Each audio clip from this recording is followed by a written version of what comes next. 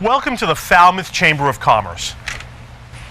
The Falmouth Chamber is dedicated to working on behalf of our members to make Falmouth a better place to live, work, and conduct business. We are committed to developing the economic, cultural, educational, and civic interests of our community and welcome the support from all organizations to achieve our combined goals. Whether you call Falmouth home, are a summer resident, or a visitor, we hope you take advantage of all that the Chamber has to offer.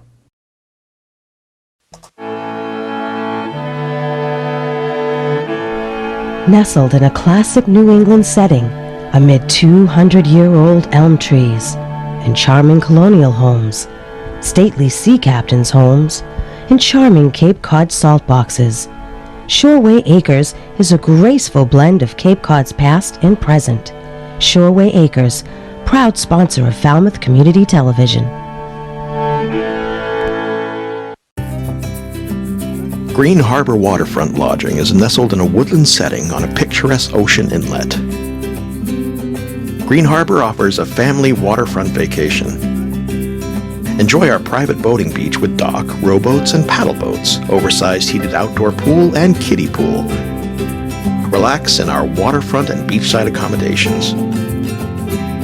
548-4747 or gogreenharbor.com. People think that a locally owned and operated appliance store may not offer what they need. Actually, we have trained and dedicated sales associates, expert delivery and installation, professional repair service, and personal customer service. Plus, we have access to a huge local warehouse with over 6,000 models in stock. Crane Appliance. We call the Cape and Islands home. Carlson Printing for all your printing needs. 508-548-7303 or toll free at 1-800-696-7303. Our email address is carlsonprinting@aol.com. Carlson Printing for all your printing needs. Hosting services for fctv.org are provided by MegaNet Communications. MegaNet offers a wide array of internet services including Mega Backup Cloud Service, server colocation, T1, fiber, Metro Ethernet, as well as telephone services such as hosted PBX and digital voice. Their number one goal is to keep your communications network up and running and allow you to focus on growing your business. 877-634-2638 or meganet.net. The Quarterdeck Restaurant, located on Main Street in the heart of Falmouth, specializing in fresh local seafood and other classic American cuisine, featuring a full bar with friendly staff, and the Bucatino Restaurant and Wine Bar, located in North Falmouth just off Nathan Ellis Highway, featuring catering services with 2 full event rooms serving up classic Italian cuisine. The Quarterdeck Restaurant and Bucatino Restaurant and Wine Bar, we're here to serve all our friends in Falmouth.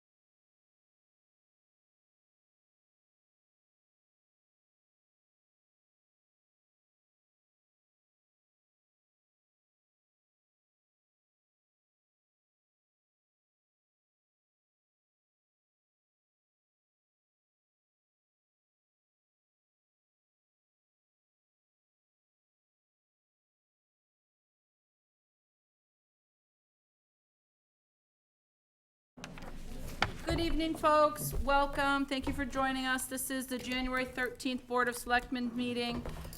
Please join me in a Pledge of Allegiance. I pledge allegiance to the flag of the United States of America and to the republic for which it stands, one nation, under God, indivisible, with liberty and justice for all.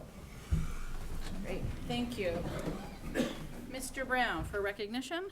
I'd just like to recognize that this coming weekend is Martin Luther King celebration, and the Martin Luther King breakfast is at Seacrest on Monday morning at 9:30. So if anybody wants to go, you can go on the No Place for Hate website and purchase tickets, and see you there. It's a great event, and they do such a good job. Okay. Any announcements? I have one, but can we start with the pending road closure announcement, Mr. Suso? Yes, thank you, Madam Chair. Just to indicate, we have been contacted about the coming culvert replacement with the Coonamessett Project Phase 2 in John Parker Road. We will have a closure in the not-too-distant future, but it is not yet quite imminent. So just want to alert everybody that as soon as we have confirmed dates on that, we will be getting the word out. We're working with police, fire, and public works to coordinate that. So should have an announcement either at the last meeting, Selectmen's meeting of this month, or first meeting in February. And also working, I know you've been working closely with the school department, because that'll impact Correct. some bus. Definitely will impact their bus schedule as well, when that does occur. Great, thank you. Yes, That closure is part of the Coonamessett River restoration and enlarging the conduit that goes under the road. Yeah, So that's what the culvert. purpose of that closure is all about. But did you want to mention the long-term shellfish project. closure? No, we're gonna do that right now. Also, we have shellfish closure. I'll just read the announcement. So, in accordance with Chapter 130, Section 74A, Mass General Laws, the Division of Marine Fisheries has determined that a portion of the classification sub-area SC 12.3 does not meet the criteria for a conditionally approved classification based on water quality. As a result of this examination, the below-defined area will be reclassified to prohibited as of sunrise on January 14th, 2020. Under Mass General Laws, Chapter 130, Section 74A, the classification of the below-defined area has been changed to prohibited and is closed to taking of all shellfish. Digging, harvesting, or collecting and/or attempting to dig, harvest, or collect shellfish, and the possession of shellfish from the below-defined area is prohibited. And this pertains to Green Pond North. So the waters, flats, and all tributaries of Green Pond in the town of Falmouth, north of a line drawn west from the no shellfishing sign at 71 Sandcastle Drive to the no shellfishing sign at 302 Acapesket Road on the opposite shore. So if folks have any questions, certainly they should reach out to our shellfish warden, call the town, make sure you have some clarification if you have any questions about those areas, but I'm pretty sure that the folks who fish those waters know exactly what that pertains to and know where that signage is, but just so folks are aware of that. Peter was going to give some background. Peter, did you have any other? Sure. Selectman Patterson asked to just provide a little bit of background, and I don't have a ton of detail, but I did have some correspondence with the shellfish warden today. I asked if this was an unusual closure because we have a lot of seasonal openings and closings, and he did confirm that this is an unusual closure, and it is his feeling that it has everything to do with feeding birds. So With people feeding birds. People feeding birds. Yeah, he sent me a photo of some 20-plus mute swans and myriad ducks.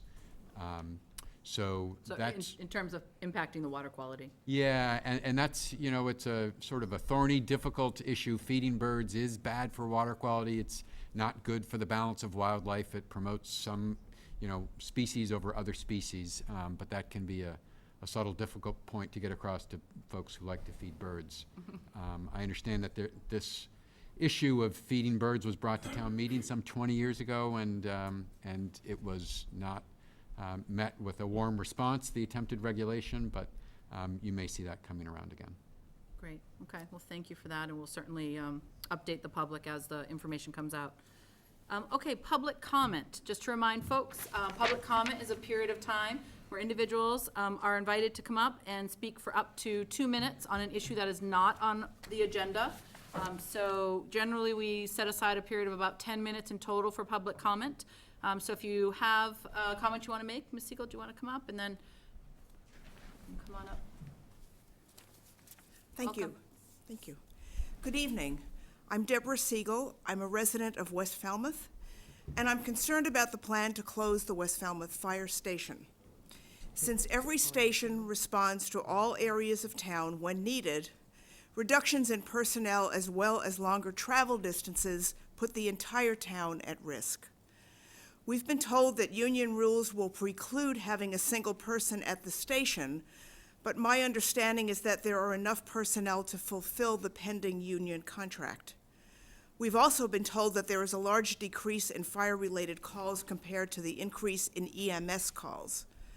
While we all appreciate that there are reasons why 2 people working together are preferable to 1 person, in a medical emergency, 1 firefighter can perform CPR, administer oxygen, or stop serious bleeding. And upon arrival of the apparatus at a fire scene, 1 firefighter can connect the engine to hydrants, extend hose lines in preparation for additional assistance, and begin to extinguish exterior or brush fires by his or herself. Most of us understand the fiscal considerations that led to the decision to close this station. What we don't understand is the rush to do that before a replacement is built in a more central location, which would adequately serve West and North Falmouth and Hatchville. A station on Sandwich Road does not meet these criteria. Neither the fire department nor the residents of any part of this town should be expected to bear the brunt of a failure to plan responsibly. The mission statement for the Falmouth Fire Department reads, "To provide to the citizens and visitors of our town the most effective, efficient, and expedient emergency services for the protection of life and property due to fire, medical emergencies, and natural or man-made disasters." Thank you, Ms. Siegel. Thank you for the good timing. opportunity to speak. Thank you, good timing. Anyone else? Yep, come on up.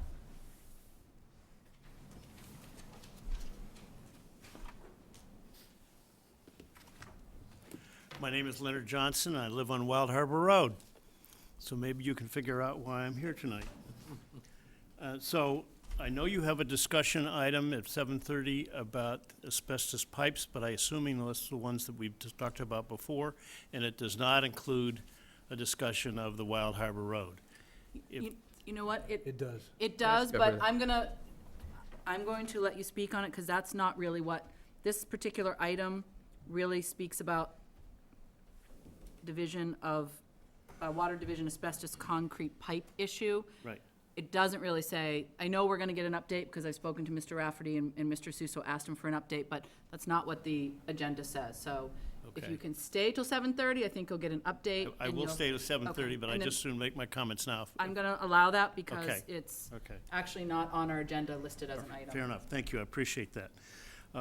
One of my questions has to do with, there have been 3 water main breaks on Wild Harbor Road in the last 12 months. I'm wondering whether that might have any connection to this problem. I know nothing about water, but I do live on Wild Harbor Road, and I know that there have been 3 water main breaks, and is that affecting the results? I think we need an explanation about what in the world does 21 million parts of anything per liter mean? Sounds like a lot of something to me, but what does that really mean? And I'd also be interested in knowing whether, after those water mains were repaired on Wild Harbor Road, was there any testing done to find out whether there'd been any impact of that activity? And I'd like to know, when was the the hydrant at Waterside Drive last tested? And so there are a lot of unanswered questions. There are a lot of people who live out there, and I can tell you this is very disconcerting. Thank you. Thank you. Anyone else for public comment? All right, so moving into our summary of actions. Under licenses, application for change of manager of an all-alcoholic common victular license, DJ's Holdings, Inc., DBA, DJ's Family Sports Pub, 872 Main Street, Falmouth. Is anyone here for the applicant? Oh, welcome, come on up. At the mic, Right there so at the folks at podium. home can hear you. Pick Thank up your you. voice, and if you want to just introduce yourselves, please. Hi, my name is John Carlin. I'm the manager of DJ's Famous Wings. These are my parents, Dennis and I'm Ethne. Dennis Collin, I'm the liquor holder, I think, with my wife. And I'm Ethne Carlin, Vice Welcome. President. Thank you. And so, can you just tell us a little bit about your experience? How have you managed before? What's your sort of background for? Yeah, sure, no problem. So, like I said, my parents are the owners. I've grown up in the industry my whole life. I graduated college in 2014 from Merrimack College, and then I started full-time, manager in training.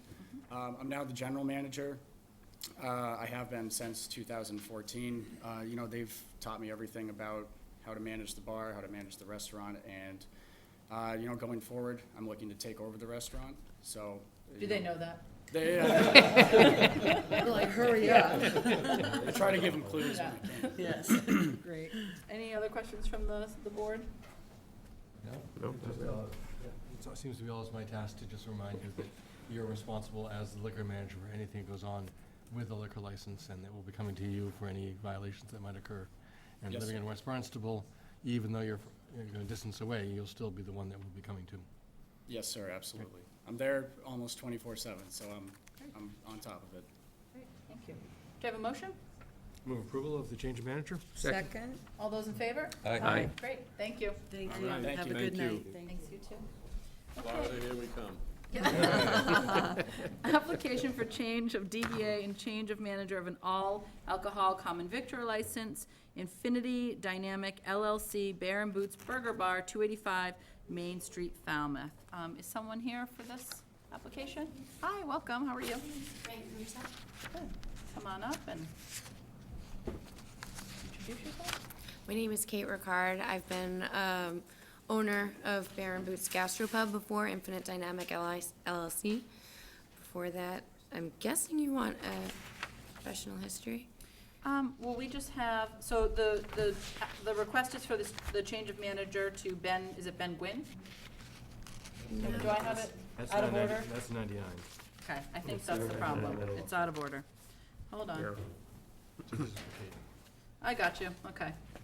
I just read what was right in front of me, so, okay.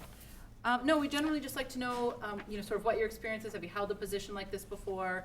And just to make sure that you understand, as Mr. Jones was noting, that even when you're not on the premises, you're responsible and that you're really the go-to person if there are issues with anything that takes place at the restaurant. Yeah, absolutely. I started Bear and Boots Gastropub with my husband. His name was officially on the paperwork. He stepped away from it, and so it's just me. And so we're just transferring to my name. I have a quick question. Are your hours still a change? I know they're reduced hours right now. What are your hours of operation right now? Not to give a plug for your restaurant, but I was just curious for my own sake. Currently, we're Wednesday, Thursday from 4 to close, Friday, Saturday from noon to 9. Closes 9. And then we'll do 6 to 7 days in the summer, 12 to probably 12. Thank you. Thank you. Do I have a motion? I would move approval of the change of manager, Kate Ricard. Second. All those in favor? Aye. Great, thank you. Thanks, have a great night. Thanks, you too. Okay, now, we'll go back to application for change of manager of an all-alcohol common victor license, 99 Restaurants of Boston LLC, 30 Davis Straits, Falmouth. Is the applicant here? Okay.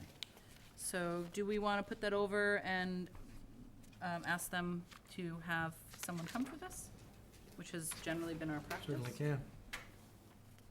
What we've always done. Yep. Might as well be consistent, even if it is a Your big next meeting, corporation, Yes. for a representative to attend. Please. Okay, we don't need a motion for that, do we? Okay. All right, next we have approved application for 6 special one-day all-alcohol liquor licenses for the Falmouth Theater Guild, Highfield Theater, 58 Highfield Drive, on Friday, Saturday, Sunday, January 17th, 18th, 19th, 24th, 25th, and 26th. Move approval. Second. All those in favor? Aye. Good. Odd that we then have this one singular one, but. Yes.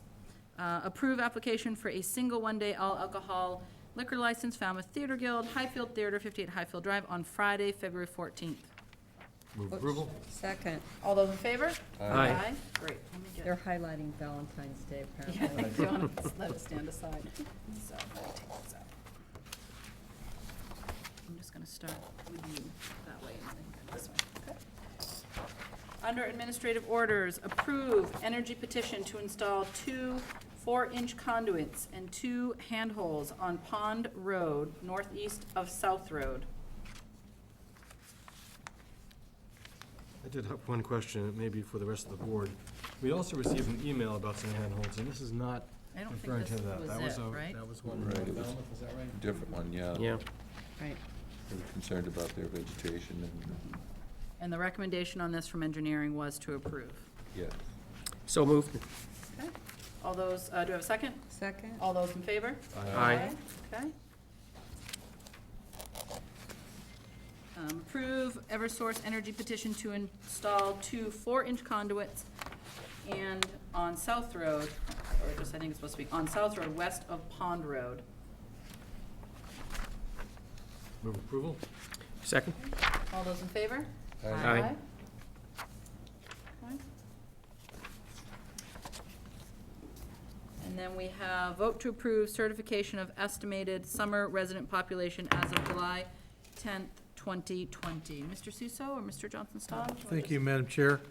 We have a certification from Town Clerk Michael Palmer of that 2020 estimated seasonal population, which is done as a matter of routine by Town Clerk Palmer.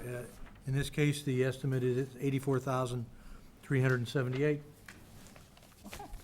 So we just have to approve that. You would vote to approve that certification from the clerk. I'd move to approve the certification of the estimated population of 84,378 people effective July 10th, 2020. Second? All those in favor? Aye. Great. Okay, vote real property assurance regarding John Parker Road Culvert Replacement Project, U.S. Natural Resources Conservation Service. Mr. Suso? And Madam Chair, this is the, of course, same project that we talked about the culvert under announcements earlier in the meeting. And there's just a requirement by the federal funding agencies that the town council affirm that the town controls all the property on which this would be replaced, and the Board of Selectmen is asked to concur in that determination, and I so recommend, as does town council. Any questions on this matter from the board? Okay. Do we have a motion to approve? So moved. Second? All those in favor? Aye. Great, thank you. Thank you. And those. Okay, let me just pull this one out. There's 2 that go with this. All right, next, we have been asked to look at and to vote to authorize a letter of support for Representative Jennifer Benson's bill HB 2810, an act to promote green infrastructure and reduce carbon emissions. I know that we received some correspondence, and we asked, and I thank you to you, Mr. Suso, and to Diane for putting together all of the background information in the packet about this particular bill.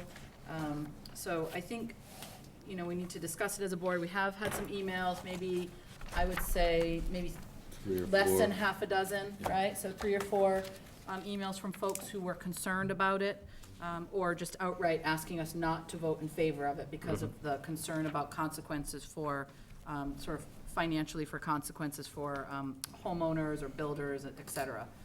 So I'm not sure whatever the board's pleasure is in terms of having a discussion about it. And then I'll welcome input from folks here tonight if they're here to speak on it. Well, Yes, oh, let me go go ahead, with Sam. Sam, and then go ahead. Yeah. I mean, this is a very difficult challenge for society, is to figure out how to address, you know, the greenhouse effect. And we know what's causing it. It's the release of the carbon that's been stored in the earth for a long time, sequestered carbon. It's coming out in the form of carbon dioxide. There's also methane. All of these things contribute to this, essentially a blanket that's preventing the earth from cooling at the same rate that it has in the past. So in my mind, the question is, how do you allocate the cost of remediation?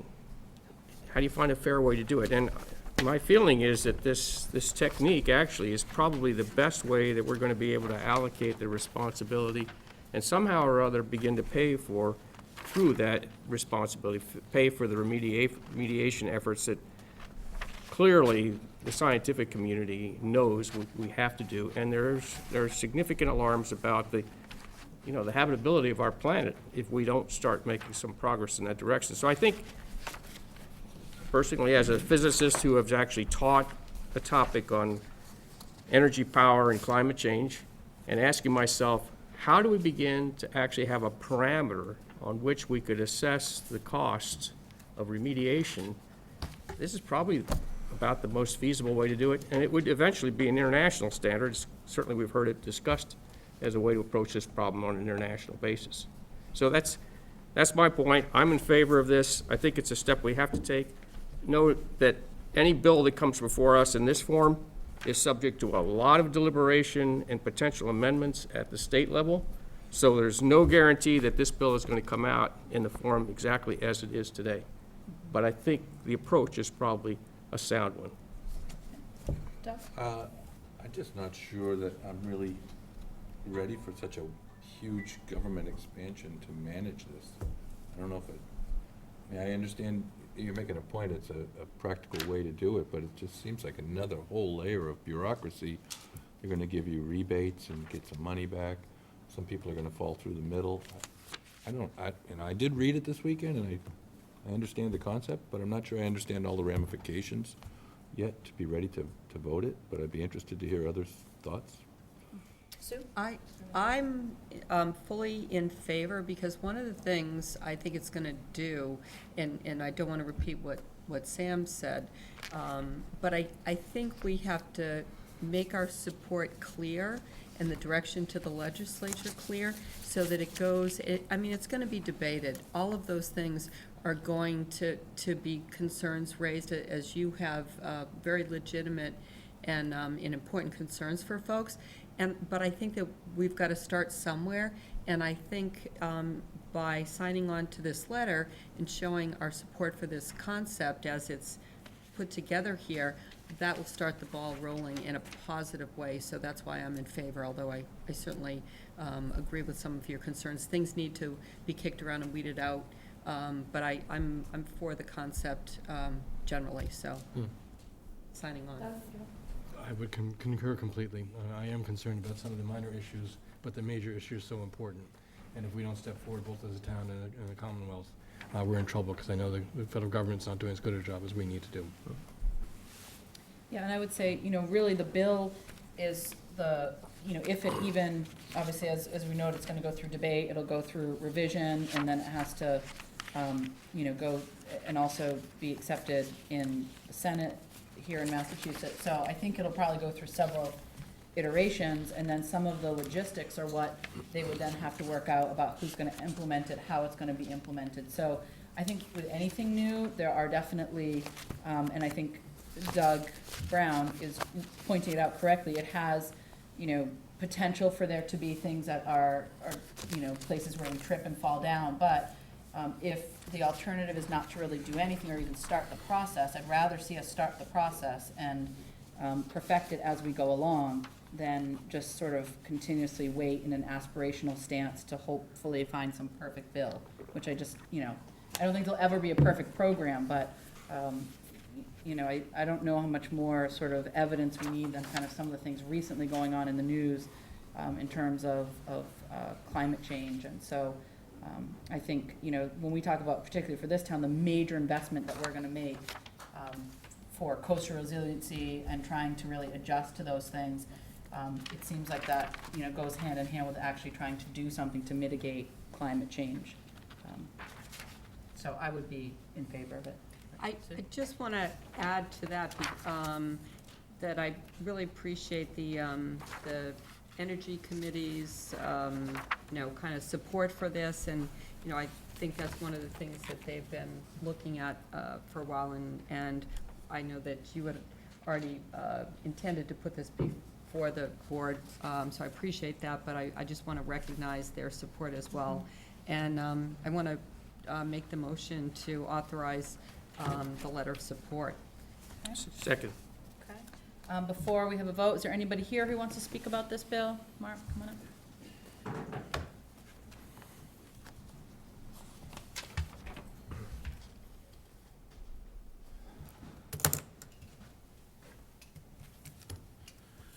Mark Finneran. Supposedly this bill initially is going to cost each household somewhere in the neighborhood of $790 a year. And it's supposed to top out, my understanding is, somewhere north of $1,500 a year.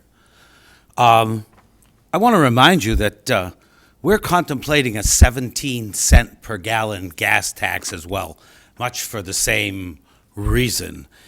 And I think this is too much. I believe that both of them are much too much. We have a hard enough time affording, well, many have a hard enough time affording to live on Cape Cod. I mean, Sam, you're the new affordable housing guru or whatever. You've taken it on as one of your challenges. And how much is $1,500 to $1,800 a year per family going to affect people trying to live here affordably? I think it's too much. Now, you say you're a physicist and you've taught this before. In modern history, there have been two other times where the climate has warmed: the Roman warming period and the medieval warming period. And I can assure you, it wasn't Roman SUVs that caused that, or kooky jet-powered ox carts in the Middle Ages. This is more political science than it is real science. And I think you should think long and hard before you saddle the average taxpayer with another $1,800 a year and with the potential of a 17-cent per gallon gas tax on top of that. It easily puts it in the neighborhood of $2,500 a year. That's too much for something that is not proven.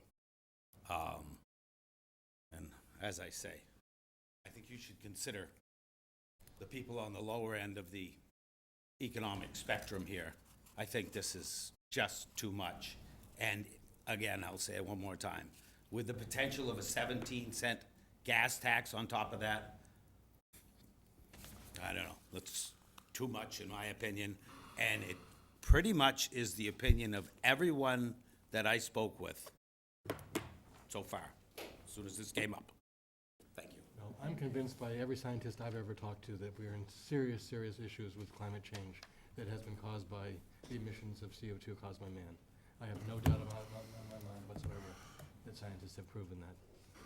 Also, I would really recommend that, I mean, I'm not even gonna touch the science issue of it because I think that's just a rabbit hole, but I would really recommend for anybody, and we can certainly, happy to give people, if they're here tonight and they want copies, we have copies of the bill, the actual language of the bill. I would really recommend that folks read the entire bill for themselves, rather than, any summary that they might get from any source, whatever their sources may be. It's always helpful, I think, to go to the actual bill, read through it.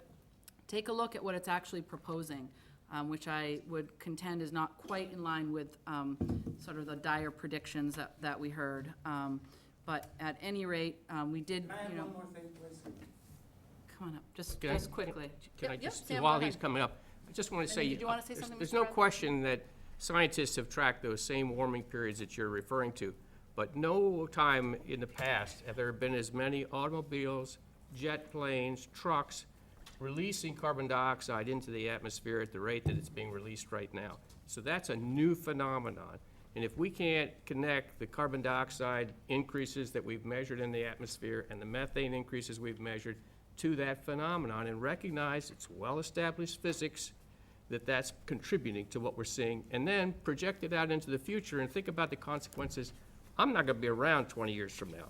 But my children will be, and my grandchildren will be, we're gonna leave a planet in far worse condition than it is today, because it isn't gonna get any better. Well, project it into the past. Leif Erikson discovered Greenland, and he called it Greenland. That was in the Middle Ages, during the medieval warming period. Why did he call it Greenland? Because it was all green. This is cyclical. And I mean, you attribute this one to this concentration of greenhouse gases, if you prefer, 99 point something percent of them, which are all water or water vapor. Again, I'll ask you, what caused the two previous warming periods? And are you familiar with Milutin Milosevic and his theory? I don't think that it settled science. It settled political science. But also I'd like to add that we're all aware that we're paying, 3.5% on our utility bills. And we have Cape Light Compact and Mass Save and whatever, which allows people to get somewhere between 75 and 100% off of any improvements they want to do to their existing properties. I mean, I think this is adequately covered. It's a good program. I've had a dozen customers or friends do it. I haven't done it for myself yet. But this is just too much. So, Thank you. Yep. Doug? So when And I then- read- And then Mr. Bradley wanted to make a comment, but. when I'm reading the bill, it seems that the rebates are gonna be favoring the lower income people. I do have concerns about the management of all that and the efficiency of it all, but the intent of the bill is that low-income people will receive more back than what they pay out. But I guess that's done on your tax return. So you'll be out of pocket until tax time and get a bigger refund. That's the way I read it. Rich Bradley, Precinct 7. Couple things is, if the town is gonna back this issue, was there a survey done with all the people of the town, how they feel about this? Nope, generally when these matters, when people bring these type of things before us, we put it on the agenda, and we assume exactly what's happening right now is gonna happen. People come forward, as we've received some emails saying, don't do it, people who are for it, asking us to do it. So generally, the way that we do a petition like this, because again, our support is, we're not making the law by passing this, we're simply saying to the legislators, we are supporting this. So this is the process that we've always used for these type of requests to back particular legislation. Okay, and then another issue is, if the town wants to take that stance, start converting everything, the DPW, over to battery-powered equipment. All battery-powered equipment. And all your vehicles be battery-powered also. And when you see what that costs, I think you're gonna have a different stance on this. And the battery stuff is not there yet. It's come a long way, but if you're gonna take that stance, But we've you're started. either green or you're not. We've started already. We got a couple of them on order this year. And you could have autonomous mowers to mow a bunch of the fields with zero emissions. They're new. You could try them out, though. They're not zero emissions, though.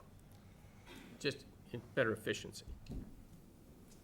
So, but we are taking those, each year the budget puts in for some of those type of things to make that Because transition. this is going to be on the backs of all the taxpayers. So, okay. Okay, thank you. Okay, yep, ma'am, come on up.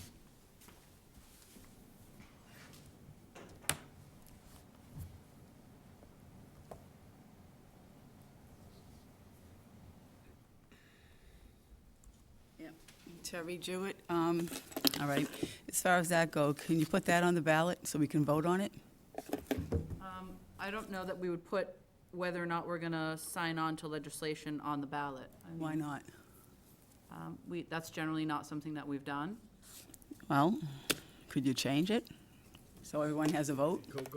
It can go on a warrant at town meeting, yeah.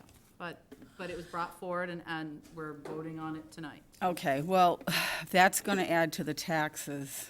And then the last meeting I was at was all about the asbestos. And now we have that cleanup and probably some lawsuits that's going to add to the taxes. Now, you ask if people are a lawyer. I don't know why you're asking that, because the person that asks most of the questions is that guy Mike, and he asked some very valid questions, and that's the only reason that the testing was done, and it is proven that there's asbestos in the water. So, I'm just going to bring you back to, right now we're talking about this particular petition. correct. The asbestos is coming up on our agenda, so. Tonight? Yes? Yep, it's Oh. it's our next item that we're gonna talk about, so. All right, I'll talk about that. Okay, great, thank you. Anybody else talking about Bill HB 2810? If I could, Michael Halen, Clifford Lane. I don't know the bill, I haven't read the bill, I have no idea about that, full disclosure. But you said that you got 4 emails from people in town regarding this issue. Of those 4, how many were against it, and how many were adamantly for it? That's just a statistical question out of the 4. I don't know if it was 4 or 3, but we got 3, I don't know, maybe 3 I or think 4 there was emails. at least 3 that said, please don't vote for it because I don't want to pay more. Okay, and then. Basically, it was the, Plus the one asking us to vote for it. Which represented The a energy. group of people. From Energy Committee. Okay, so just statistically speaking, you got 4 emails, and 75% said don't vote for it, 1 said do, and there are 3 people here today who also said don't vote for it, which would seem that the majority, and I don't know about this article or whatever, but the majority of people who've reached out to you said don't vote for this, and your role as the select people are to do the will of the people, not your own will.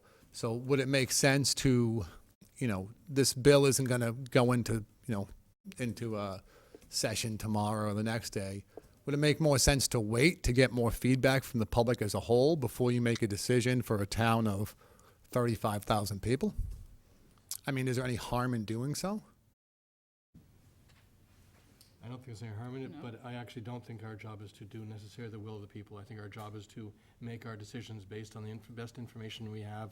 Having been selectman now for 8 years, and the communication I have with other professionals, other town employees, from the staff, from other people, what I think that my town wants me to do, not merely based on the numbers, the percentages. If 6 people contact me and 5 say one says the other, I'm not going to necessarily do what the 5 to 1 say. It's not a big enough sentiment, and I take my job very seriously to do my research on my own. Okay, so your job is to not do the will of the people. Just want to clear that up. Thank you. That's what he just said. That's what Selectman Jones just said. Job is, we're elected Yeah. to set policy. Okay. It's not a popularity contest, and it's not a contest of, if we happen to hear from 3 people, that's how we vote. There have been many issues in this town where you have a squeaky wheel group of folks that we hear from all of those individuals, and when things are put to a vote, whether it's at town meeting or at the ballot, it's very much in the favor of folks that you haven't heard from that constituency, from that opinion. And I agree with that. The So goal of what Mr. Jones and all of us, and I'll speak for myself, but my guess is what everybody here does every single week is whatever those items are gonna be on the agenda, we make sure we're doing the research, we understand what it is, we hear from people, whether they email us or reach out to us, and then we have to make our decision. If ultimately the majority of people in town don't agree with that decision, they vote every 3 years to decide whether or not they have that trust in each one of us. And that's how we know whether or not we're doing what is best for the town. So this isn't about popularity or who yells the loudest. It's about a whole picture of doing your job, doing your research, and staying connected with your community. And that's what we're doing. And that's what this petition has been put before us to do. and staying connected with, if I may, staying connected with the community of the people who felt the desire or need to reach out to you. Statistically, the people who took the time out of the day to do so don't want this. And I see no harm in delaying this a week or two and having a forum and then getting more public input, as opposed to just using your own personal input and your own personal opinions, because you are here to represent the townspeople, not just your own opinions. And that is your job, the will of the people, not just what you five would like to do. As I'll reiterate, I believe I'm representing the townspeople, and a vast majority of people, I believe I'm representing their viewpoint. But you've only received a handful of people that spoke. I'm very confident in the wisdom and the people that have voted for me in this position, that they respect my decision based on what I know. This is- Not merely on who has contacted me in the past 24 hours. And the issue around, we've had petitioners' articles that have come to town meeting. We've had lots of movement, lots of organization, lots of people advocating on the issue of, carbon pricing, talking about greenhouse gas regulation. So this isn't the first time we've ever heard of this issue. This has been going on, and there are many people in this community who have advocated for exactly this type of response. So all of that goes into our decision-making, not who emailed us on one particular day. I understand that, but I just think that delaying a couple of weeks doesn't hurt anything, and that might be a good solution to get more input from the community as a whole. Thank you. Give you another example of us having to make a decision was the mosquito spraying this past summer. We got a lot of emails saying, people, please don't do it, it's a fragile environment, we can't tolerate that. And that was the majority of the emails where people were concerned about the spraying. Yeah. But we decided that it was important to do because, having people get encephalitis is not acceptable. So we went ahead and Based did on the all the spraying. factors, on science. I agree with that, and yeah. et cetera. But that's something where you had, I'm assuming, more than a handful of people that reach out, so I would just like to get a I larger mean, yeah, sample size. we still went with what we know Yeah. we had to do, so. it's- All right, thank you. Sue, thank you. Sue, did you have I'm a? go- You're My good? point was made, Okay. thank you. Okay, so we had a motion and a second. All those in favor? Aye. Aye. All those opposed? Okay. Next, we have, under business, status update on Water Division asbestos concrete pipe issue. I think I saw Mr. Rafferty. He's here.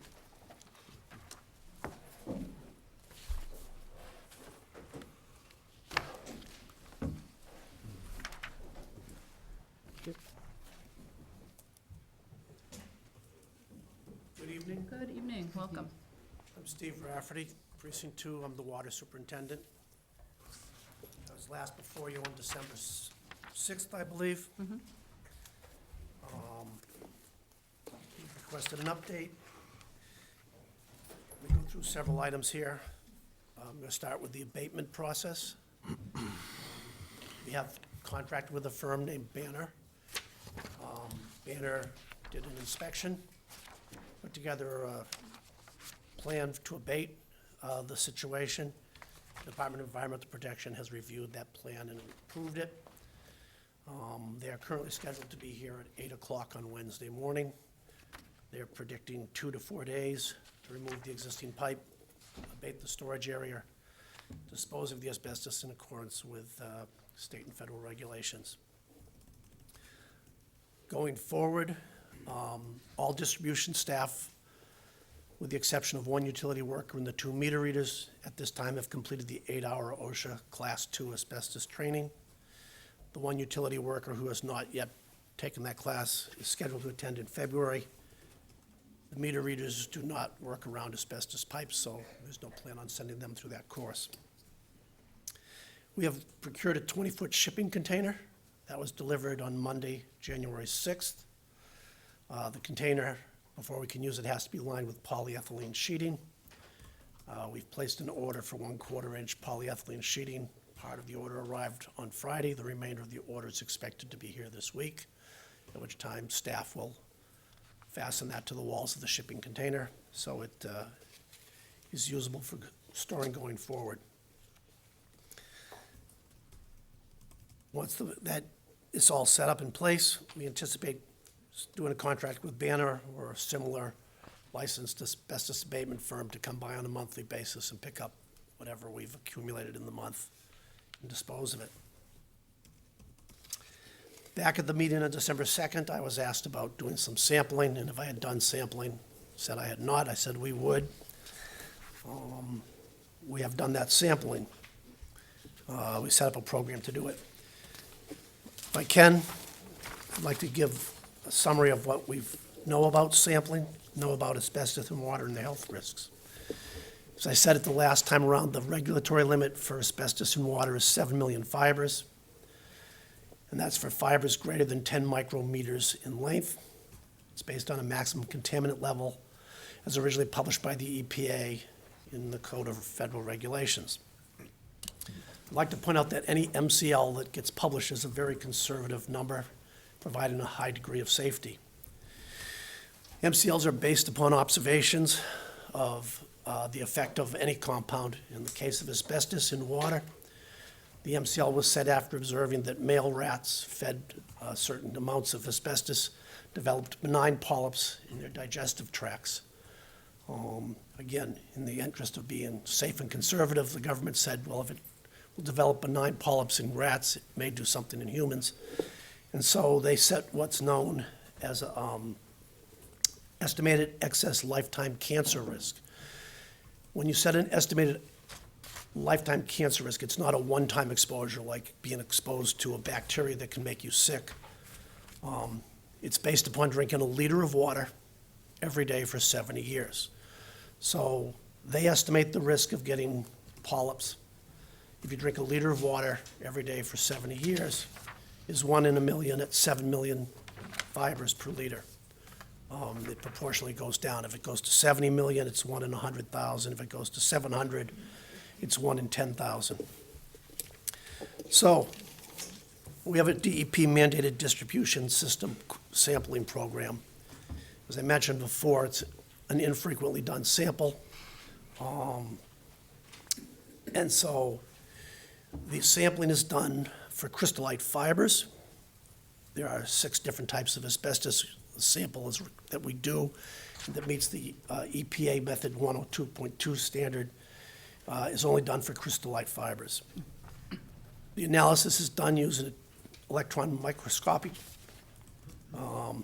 Steve, can I just stop you for 1 second, just ask you to just, it's the regular schedule that we do here in Falmouth is about every 3 years per DEP, is that what you said?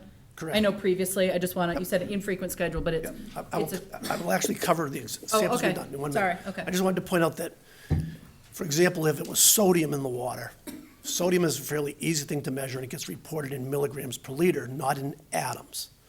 If it's algae or bacteria, or in this case asbestos, they don't measure it in milligrams per liter. They actually find a way to count them.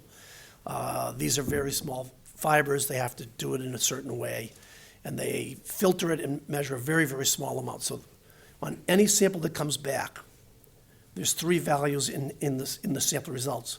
One is the sensitivity of the sample they've done, in other words, the detection limit. There's an estimate of what they've seen if they've been able to detect it.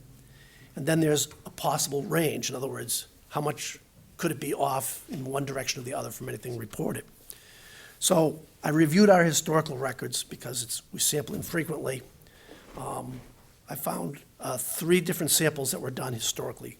3 of them were done back in 2004, one at Greenacre Road where we have a sample tap, one at the East Falmouth and one at the West Falmouth Fire Station where we have a sample tap. In each case, the detection limit was 100,000 or 200,000 fibers, and in each case, it was a non-detect. So they were unable to detect any fibers within the detection limit. The last sample we took was in April of 2013. We collected a sample at the East Falmouth tap. Again, the detectable limit at that time was 970,000 fibers based upon the quality of the sample that was gathered. Again, the result was non-detect. Under our current DEP sampling program, the next required sampling date is the second quarter of 2022. But in response to the questions raised about whether or not, the way we've been storing the asbestos pipe, whether or not it could have contaminated the water supply at Long Pond, I set up a sampling program in which I decided, since there's very little historical data on sampling raw waters like Long Pond, that rather than just sample Long Pond and get a number possibly, was that representative of Long Pond or other ponds? So I sampled Long Pond, Mares Pond, and Crooked Pond. So I would be able to compare 3 different locations of the pond water. I also looked at where we have asbestos pipe in our system and selected 3 locations that were as far from where we put the water into the system as I could get. Not looking to choose a location that would be easy to sample and be likely to give the lowest possible value, but the one that would be furthest away to see what we really have at our extremities. so water that had gone through the most It has to pass through the asbestos pipes. pipe, okay. Yep. So I chose a location that was over on Bar Neck Road, right at the start of, by the Falmouth, the Woods Hole Yacht Club. I chose a hydrant at the end of Seacoast Shores, and I chose a hydrant on Waterside Drive out down Wild Harbor Road and in a neighborhood over there. Important point here is that none of those hydrants was an established sampling station within our normal DEP sampling program. So if you will, we have a number of locations around town. If any of you have ever seen the little green boxes that sit like at the fire stations, or one of them sits in front of the DPW on Gifford Street, those are like faucets. And so when we sample there, the amount of water that comes out, the force of the water, we're sampling what amounts to the equivalent of water that you would be drinking, because that's the speed by which water passes through the pipe. But nevertheless, not having sampling points, I still wanted to get samples at the end of the system. We got the samples on the 10th of December. We had the results analyzed by one of the firms that does this work down in New Jersey, and we got the results back on January 6th. So I'm going to read you the results, and then I'm going to tell you what that means, a little bit of what we're doing next. So the raw water at the Long Pond had a detection limit of 520,000, and did not detect anything. At Crooked Pond, the detection limit was again 520,000, didn't detect. And Mare's Pond was a cleaner sample that we were able to gather out of the water. It had a lower detection limit of 200,000, and again, we did not detect. So from that, I conclude what's in Long Pond is similar to what's in the other ponds, and there's no indication that the way we stored our pipes has caused an increased level of concern within that water body. I also sampled the finished water. That detection limit dropped to 170,000 from the 520 on the raw. Again, it was a non-detect. By finished water, you mean after it's been filtered? Yep, coming out of the plant, yep. The hydrant at the end of Bar Neck Road had a detection limit of 1 million fibers, and again, it was a non-detect. The hydrant at the end of Seacoast Shores, the lab had a detection limit of 2,100,000.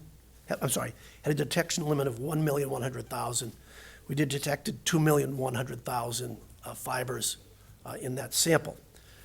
That confidence limit, which I mentioned to you before, says that number could be as low as 260,000 or as high as 7,600,000. So that just shows you the range of when you take a very, very small sample, count a few fibers, and then multiply it up by everything else you've done, how much it can vary. The hydrant at Waterside Drive had a detection limit of 1,700,000, and we detected 21 million fibers greater than 10 micrometers in length. The confidence limit on that sample was 11 million to 37 million. So with that information in hand, I actually got the results late in the day on January 6th, spent a portion of January 7th going through the lab results to try to read them and understand these confidence intervals, and pulling up the analytical methodology to read that as well. And on January 8th, I contacted the DEP to talk to them about the fact that we'd taken samples that were outside our regular sampling schedule, talk to them about what their regulations say, and talk about what I would like to do going forward, and what they recommended or would require us to do. They had a lot of concern that we had sampled from hydrants and had created what would be to them a non-representative sample of what you would be drinking from a faucet because of the amount of water that opens up when you open up a hydrant. In order to get a clean enough sample to send to the lab, we have to get clean water out. The barrel of the hydrants are usually rusty and dirty. We open them up, we run them for a while to clear it out. So we're stirring everything up, get in a high velocity, pulling water along the side of the pipes. We did, per their requirements, formally submit our results on Friday, January 10th. We only submitted to them at their request the samples from our distribution system. They did not have any need or desire for us to submit to them the results from the pond sampling. They suggested we needed to do a follow-up sampling from actual sample taps. In conversation with them, it was suggested that our best choice was to go to all of our fire stations where we have sampling taps. That's East Falmouth, Main Street, Woods Hole, West Falmouth, and North Falmouth. In addition to that, they wanted us to find a tap, a faucet that we could use out on the Wild Harbor end. And I made arrangements with Fiddler's Cove Marine, which is in operation. They're open during the day, easy to access and get in. And so this morning, we did sample at those locations. We have sent those samples out to the same lab we used before. And typically, there's roughly a 2-week turnaround on those results. So by the end of the month, I expect to have another group of sample results in hand. What does this all mean with regards to us in the state? Well, as I said before, there's a 7 million fibers per liter maximum contaminant level. Their regulation says that if we exceed that, we have to report to the department within 7 days and have to monitor quarterly beginning in the following quarter. So we did make our submittal within the 7-day window. The regulations also define an asbestos exceedance as a tier 2, meaning it's a possible health, adverse effects on human health. And much like if you remember the total trihalogenated methane issues a couple of years back, we may be looking at having to send a notice to all consumers on the system of what we found. But we're waiting to get the next round of results to get results that are representative of what you're drinking, not of what you get when you flush a line. We receive those at the end of the month. We will submit those to the state, and then we will await their guidance on whether or not we are officially in a tier 2 or whether the results are more positive and more or representative that we're below the MCL.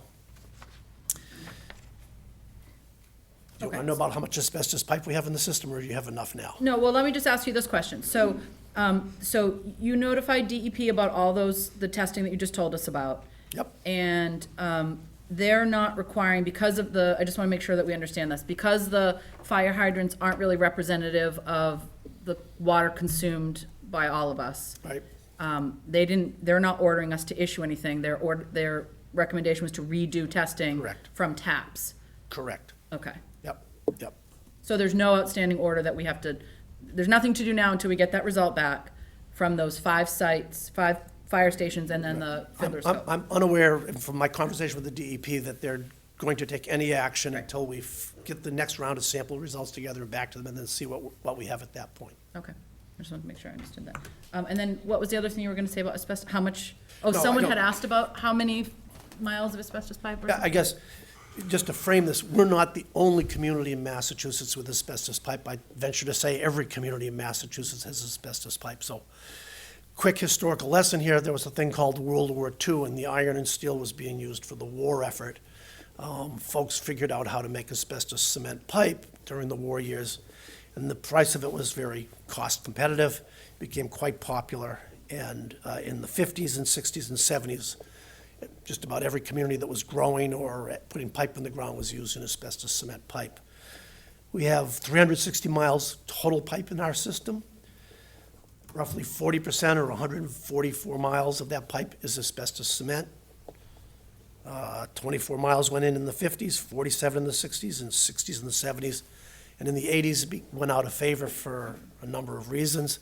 And there's been none put in since the 80s. And I know we had a question about whether or not, and I don't want you to speculate, so if you don't know, you don't know, but whether or not the recent sort of water main breaks in the Wild Harbor area would have had anything to do with this reading. Right. Peter did pass that question to me when I walked in. I don't want to speculate because there's both a cast iron and an asbestos cement main in Wild Harbor Road, and I would want to go back and check See my which one. records. Okay.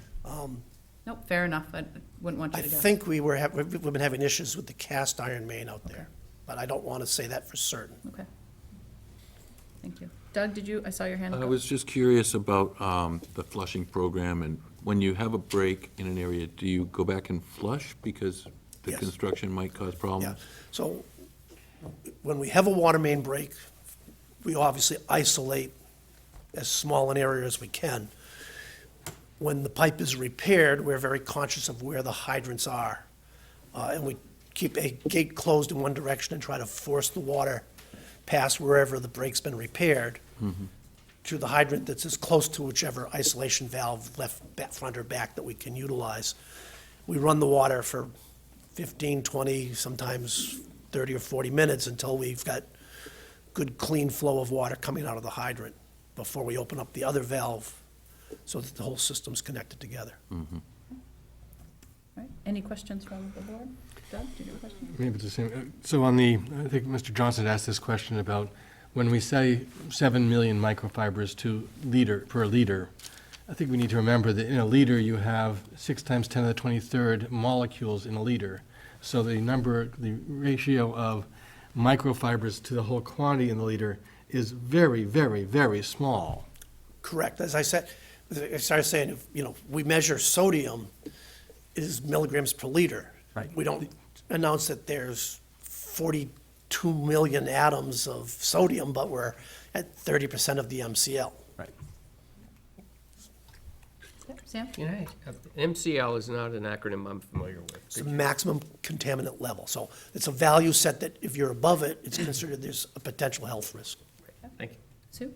And I know there's no requirement to issue a health warning like we had in the past, but you mentioned it. And just for folks who might not know what that was, what would be the kind of warning that people should be aware of if we might be directed to issue that in the future? So that takes the form of notifying everybody where we've measured and where we saw the exceedance. And then there's very specific language that we would have to utilize for that particular compound. In the case of asbestos, it's going to say it's a possibly adverse health effect with gastrointestinal tumor issues. Does it warn pregnant women from drinking water? I did not see that in it. Thank you. And one other question, just, so this has, the testing that was done today is going to the lab in New Jersey? It's on its way. Okay. And what do you think the turnaround will be? The normal turnaround time is 2 weeks. We ran a little long last time because of the holidays. Yep. They're aware that we'd like to get this sample back As soon as as efficiently as possible. So I truly anticipate the results before the end of the month. And again, with how those results fit with the earlier results, there's a 30-day window of doing public notification.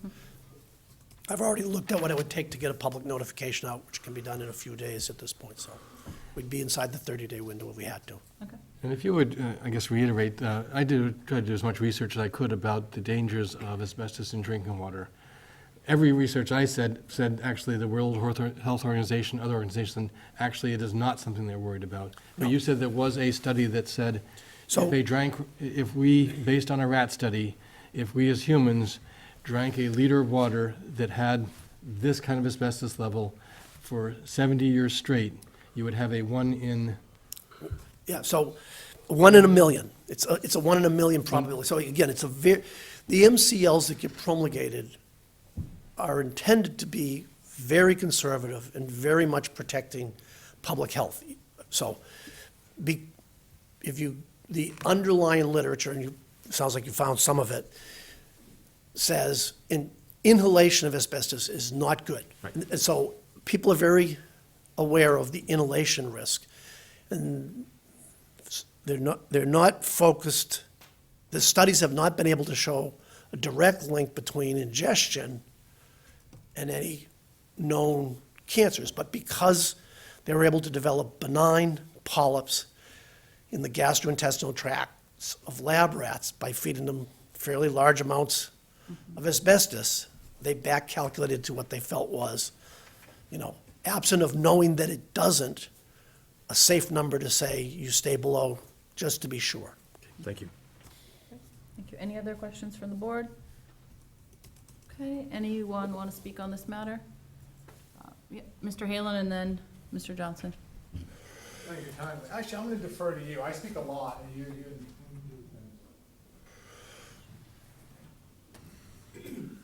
Leonard Johnson, as I said before, I live on Wild Harbor Road. I'm trying to figure out if the pipe in Wild Harbor Road is an iron pipe, as I believe Mr. Rafferty said. Some of it is. Mhm. Some of it is. What I'm trying to figure out is why is that reading on watershed drives off the chart? It doesn't, what could account for that? What would be some of the reasons why that number is so high? Well, it comes through asbestos pipe to get there. Right.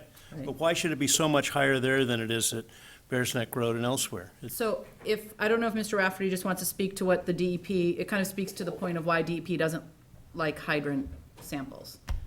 I don't want to speak for you, but essentially the hydrant sample can scour the pipes because of the force of the water, so. You're welcome to come out to my tap at 432 Wild Harbor Road anytime. He's already got his sample, it's on the way to the lab. 4:30? 432. There you go. I'm not going to stand in front of this board and speculate as to what the cause is right now.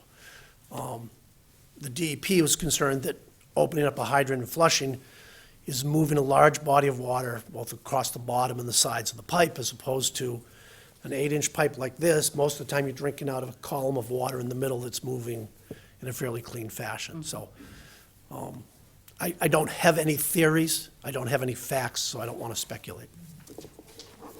Fair enough. Yep, Mr. Halen?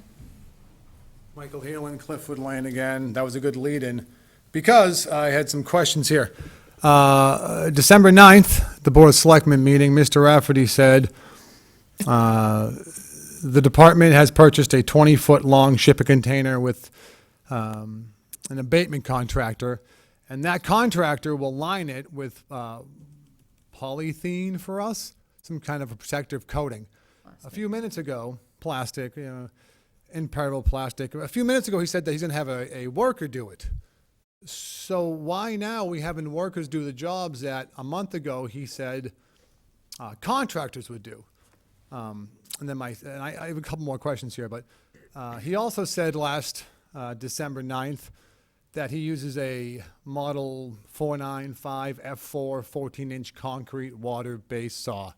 And I've spoken to DEP and OSHA since the last meeting, and I have some questions about that saw and if it provides the water flow and the water pressure to abate the asbestos fiber from getting in the air. So my question on the saw is Mr. Rafferty still using said saw? And if not, why is that?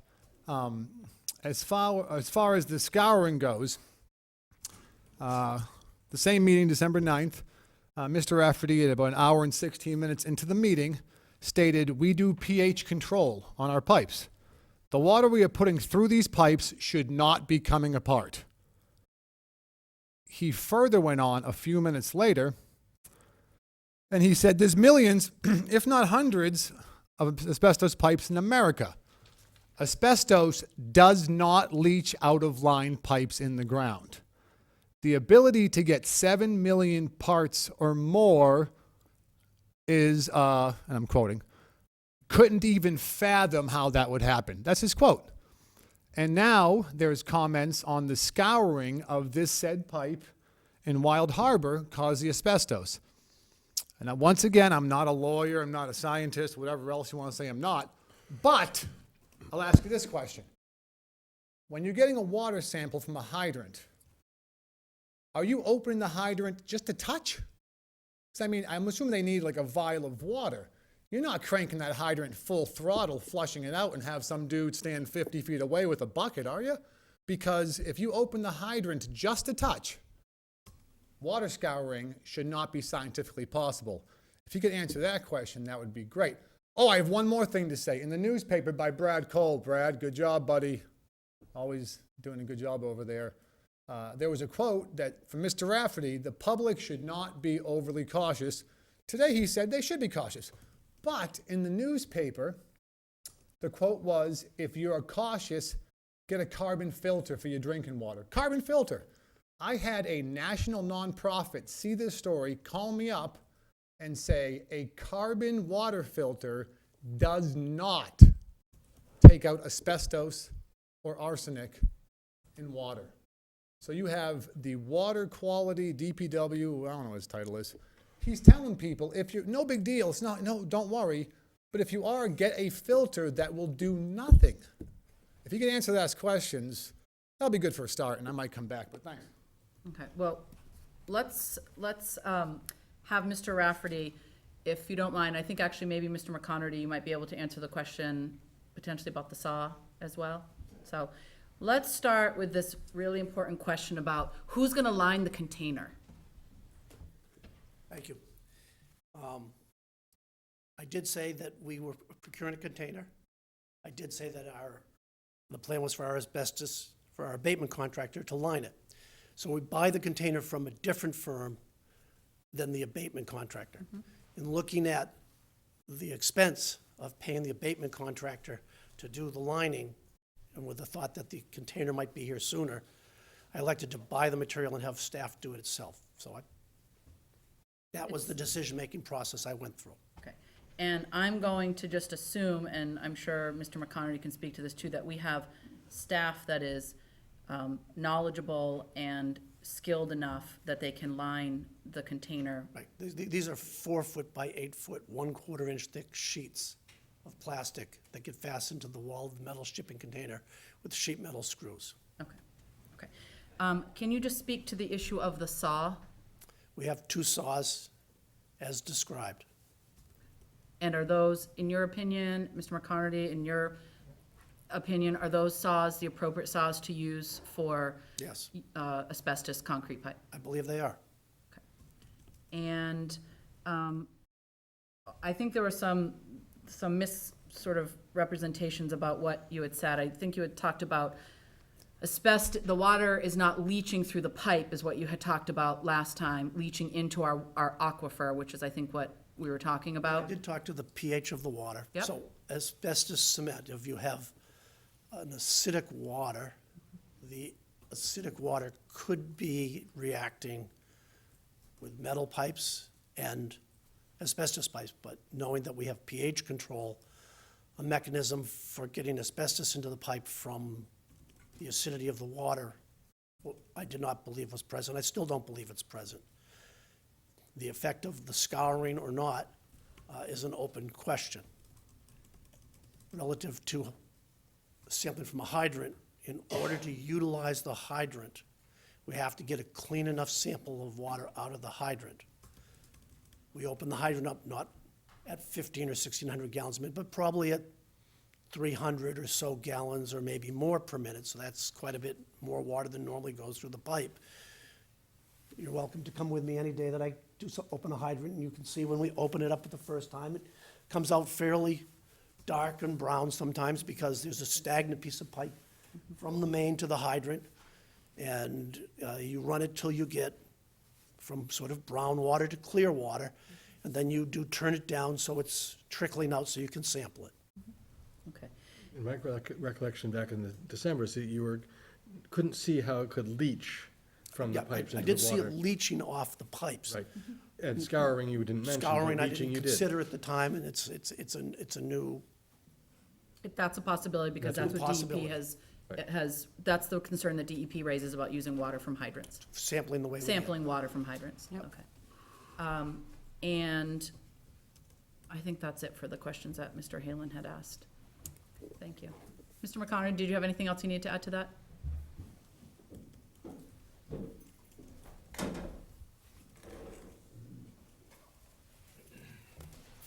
Peter McConerty, Interim Director of Public Works. Yes, regarding the saw, I did go to the asbestos class that was provided by, there's a company out in the western part of the state, ATC.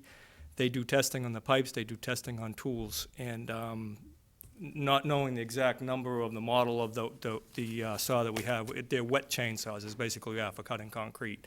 And this company has tested, ATC, has tested multiple brands and multiple models of those saws, and they said they're perfectly fine and how to use it, to the point where you don't even need to use a respirator, and they said you don't need to use Tyvek suits, you could if you want, but you don't need a respirator and you don't need any other tools for But cutting the saw. just to clarify, we have respirators and the Tyvek suits.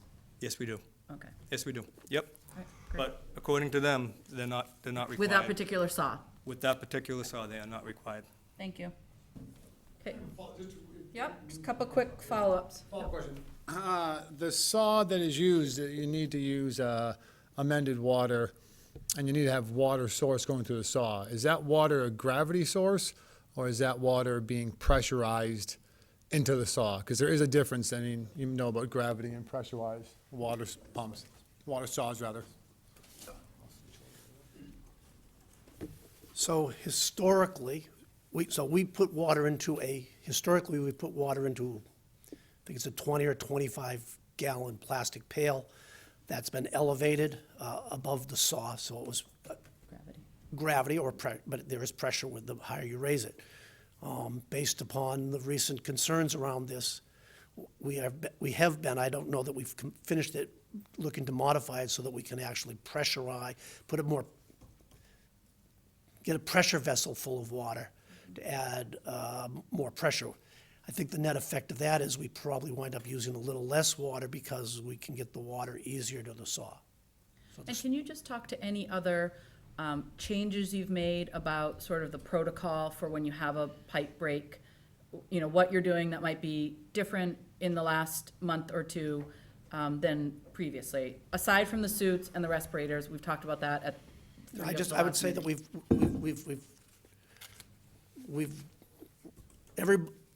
the supervisors and myself have worked our way through all of particularly the reporting requirements and the documentation requirements.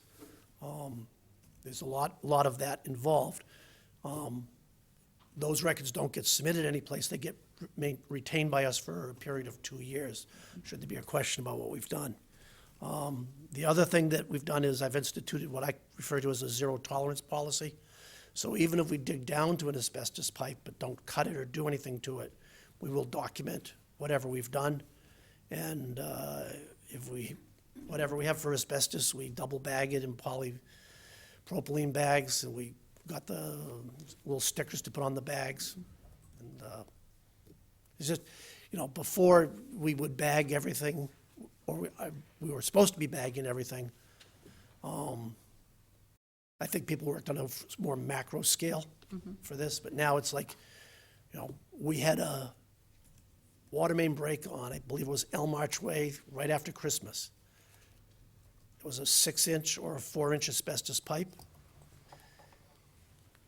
There was no asbestos we needed to remove from the trench because it was a radial crack. The pipe had just cracked. We didn't have a broken coupling. We put a steel band around it. We didn't remove any asbestos. We still did all of the paperwork. We got an emergency asbestos number and recorded everything we did as an asbestos abatement or asbestos removal project. Okay. So. Great, thank you. Just real quickly again, I'm going to keep on talking, I really don't care. For anyone in town, especially in that Wild Harbor area, this is a health concern. I know it said it's no big deal, but tonight it said it was a big deal. They were told to use carbon filters, which do not work. And if you get specialty carbon filters, they only filter out a small portion of asbestos and arsenic. Reverse osmosis filters is what they should use. And I recommend that the select board, town manager, would foot the bill for anyone in Wild Harbor who wants their faucets tested. And I'm not saying the taxpayers foot the bill. I'm saying that out of your salaries and your salary and your salary and his salary, offer those people a home asbestos test because of the lack of management and the lack of oversight of several higher-ups in this town. These people have to live with the fear of intestinal polyps. There's been studies of stomach cancer, rectal cancer, and I know we've been here 3 months now, and every month there continues to be a different story of everything's fine.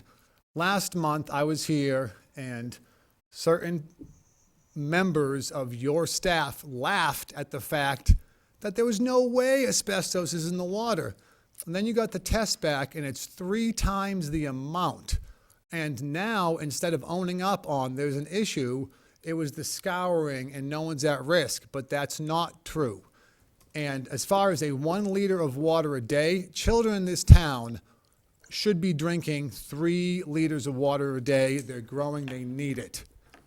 if in fact these numbers are right and 1 out of 1 million people will get some kind of cancer, stomach, colon, whatever it might be. That's not the study. I'm just going to stop you for 1 second.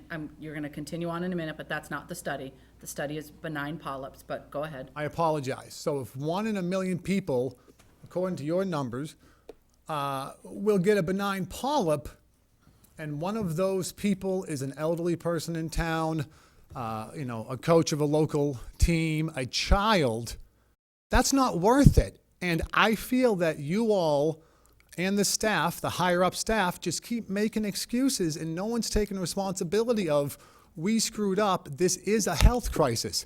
I am waiting for the day when Flint, Michigan starts protesting for Falmouth. Falmouth doesn't have clean drinking water. There's an issue, and none of you are taking this seriously. And I would like to know what the test results were of the same locations 3 years ago or 7 years ago, et cetera, so we can see if there was an increase or a decrease or a neutral, because we don't have those numbers. We're happy to give those numbers. I'm sure Mr. Rafferty can pull up those numbers. I know you received the numbers from this testing. An round hour of ago. I testing. didn't have enough time to research it, but yeah, I did, Okay, yes. well, you can take your time to research it, and when we have the results from this last round of testing, which is what DEP has required, then we will get those numbers to the public as well. And one last comment, the Board of Selectmen should tomorrow be sending letters to every single house in this town with these numbers to say, this is a health risk, a potential health risk. I think it's an actual health risk, but according to everyone else. Because people don't know this. People aren't coming to these meetings. People aren't reading the Enterprise. Sorry, Brad. But people need to know. 30-something thousand people in this town, and you're going to sit here and wait an additional month to tell them? That's criminal, and that's all I have for tonight. Oh, Doug, No, that's okay, you're all set. Go ahead, I Doug. just want to say, I think Mr. Rafferty's taking this more than serious, and to go out and go to the end of the line and test fire hydrants is above and beyond. And if he wanted to play it safe for himself and look good and not have to hear it from you, he would have just tested taps, and he'd probably be fine. But he went as far as he could to do the best test that he could and put himself at risk to really find out what was really happening, and I commend him for that. And Mr. Rafferty was personally testing these water hydrants that we know of, or was that someone else, just so I can be clear of this? I guess I don't actually know that.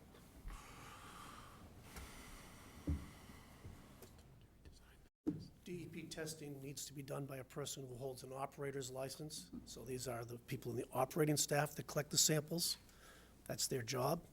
I hold a low-level operator's license, but I don't go out doing the sampling. My staff does it, and I confer with them and make sure that I know what they're doing. Yep, thank you. And as far as that fire hydrant sample that he cannot legally do for the standards he does not have, was he at that location when they tested it? No, I think he just answered that Okay, question. that's fine, Okay. because he said some stuff about how the water flows and stuff, and. He's talking I'll make about sure. fire hydrant testing in general. Yeah.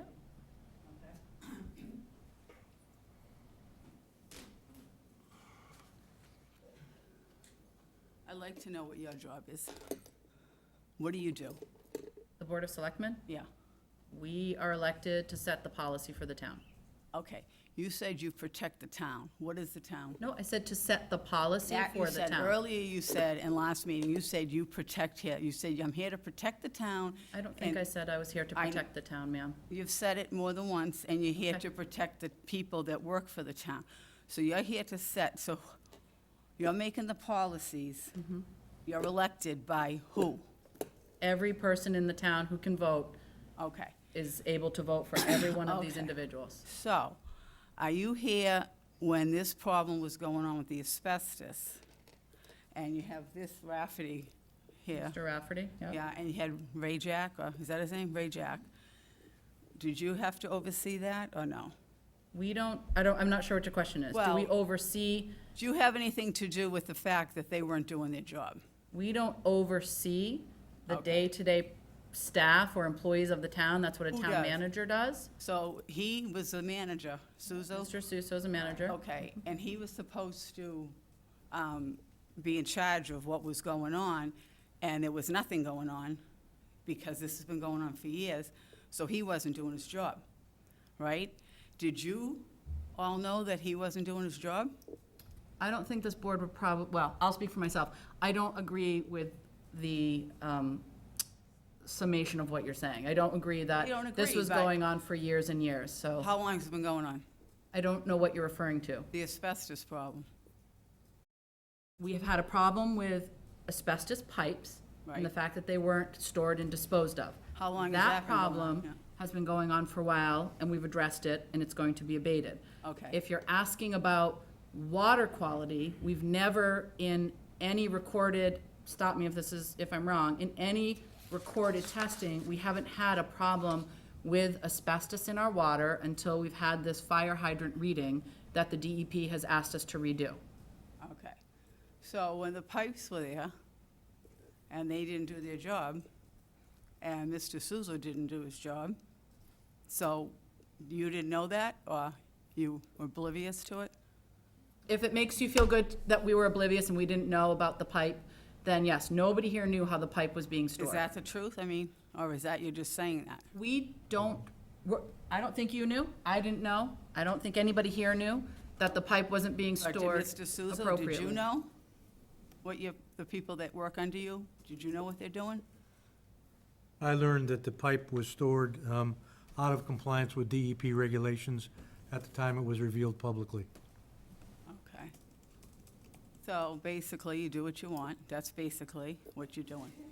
You do not what whatever we're you saying. want. That's not what we're saying, but And then Ray Jack did what he wanted. He resigns, gets his retirement. Nice. So you might as well all resign. Maybe you can get a retirement. okay, thank you. Mark, was your hand up?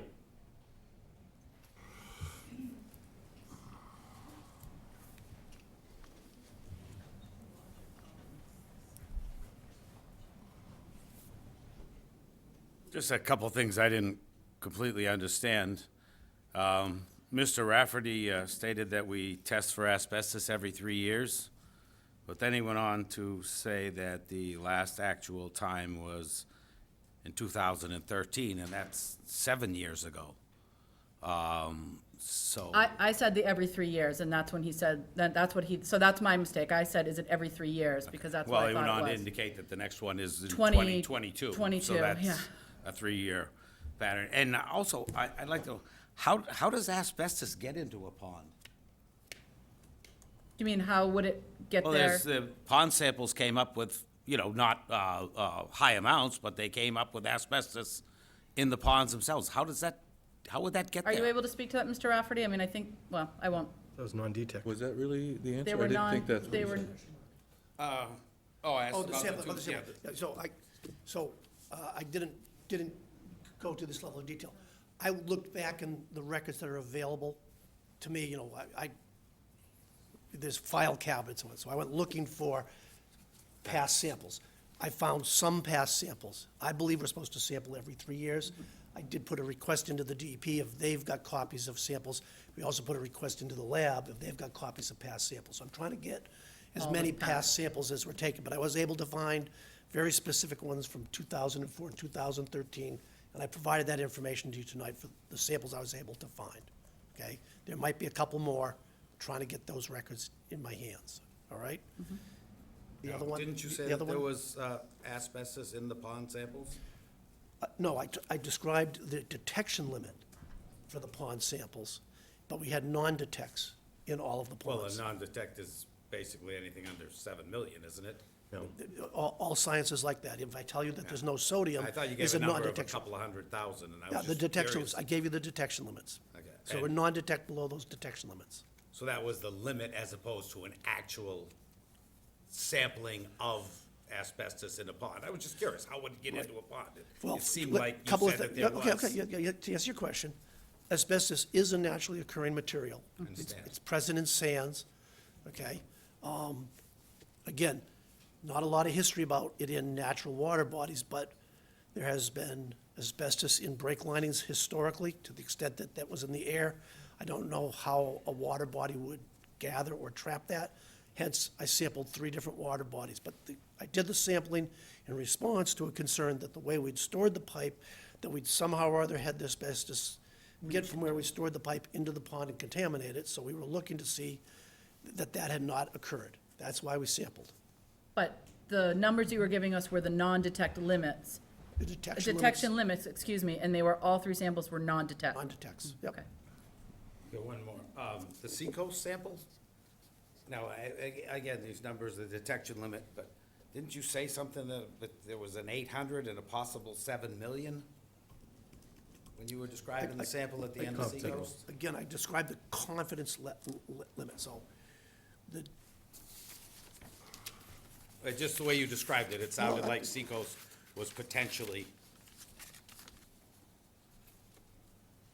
so, the hydrant on Seacoast Shore, the lab reported back there was 2,100,000 fibers. They said the detection limit of their analysis was 1,100,000 fibers, so they were able to get a count. That's under the 7 million that's a contaminant level that you would have to report to the state. The confidence limit for that particular sample was that value of 2,100,000 might really be 260,000, or it might really be 7,600,000, Which would put it over the, which would put it over by 600,000, yeah. so there's a potential. Sure. And good, Yeah. okay, that's all. Yeah. It Yeah. sounded like it was potentially a bad No, sample I- as well. I could and stand in front, can't- I could stand in front of you and tell you that we detected it at 2,100,000, and it's below the MCL, but I'm giving you the complete story. No, that's what I expect you to give. Okay. I get a little more. And that was also a scouring, there was also a hydrant one, right? Yes. That's also when the DP would not have accepted as a result. When I spoke to the DEP in 2013, when they mandated we build our filtration plant because we had 10 years of the yearly levels for halides and methanes were too high. The guy then, Jim McLaughlin was his name, he's not there any longer, told me that they had also mandated that the town entirely directionally flush its water system by August in 2018. Most towns do that yearly. That's why we're in a lot of trouble with our hydrants and the condition of our pipes. And I know that as of today, we still have not had a complete directional flushing of our system since 2013. I think that's the year you got here. Can you tell us when a complete directional flush will be done? And I would submit to you that had it been done, that we wouldn't have got this bad sample. And then beyond that, when are we going to make this regularly like every other town does? The flushing. You're talking about the The flushing. directional flushing and the exercising of fire hydrants, which at this point in time would Do be you mind answering that? replacing 25% of them.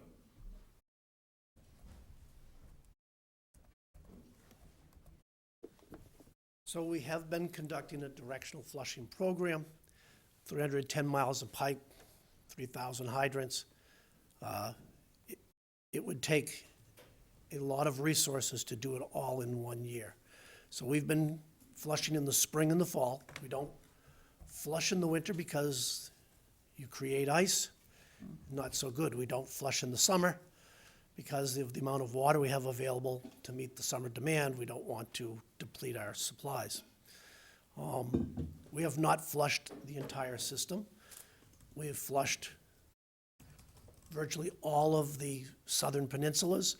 We've flushed up through Sippawisset. We've flushed going up towards North Falmouth, and this spring we will, with luck, finish the flushing all the way up to the Bourne line west of the highway, which will leave an area between Sandwich and coming back towards the plant to still be flushed. If you want to come by my office, Mark, I have a map that's color-coded as we get each area flushed. You can see how much we have. We're going to do it on the schedule that everyone else does, which is yearly. Again, if the board wishes me to do that, I will come back to you and identify the resources needed to do such a thing. We can go and open up hydrants, but doing directional flushing involves more than just opening hydrants. It involves closing and opening valves and directing the flow that way. I would offer that the program we've been having in place and the progress we're making has been good. Can it be better? Yes. But I did start here, and the water quality in Seacoast Shore was just visually very bad. We focused on the directional flushing there, and I think we've had reasonable success. We've gone back and done some minor reflushing of a couple areas, but that water quality has improved in terms of the visuals, again, pretty good. Like I said, we've done the peninsulas all down below, all through downtown. We came in a couple of nights at one point a year ago and did the whole sort of business district, so we didn't disrupt any of the businesses with the flushing, so. Thank you very much. I have one water flushing question. Okay, last question about Last this. question, I'll let you guys go. LSU's on. Kind of you. Yeah, no. Well, I'm going home. You guys stay here. I believe last summer there was a fire on Mara Vista. The house was a total loss.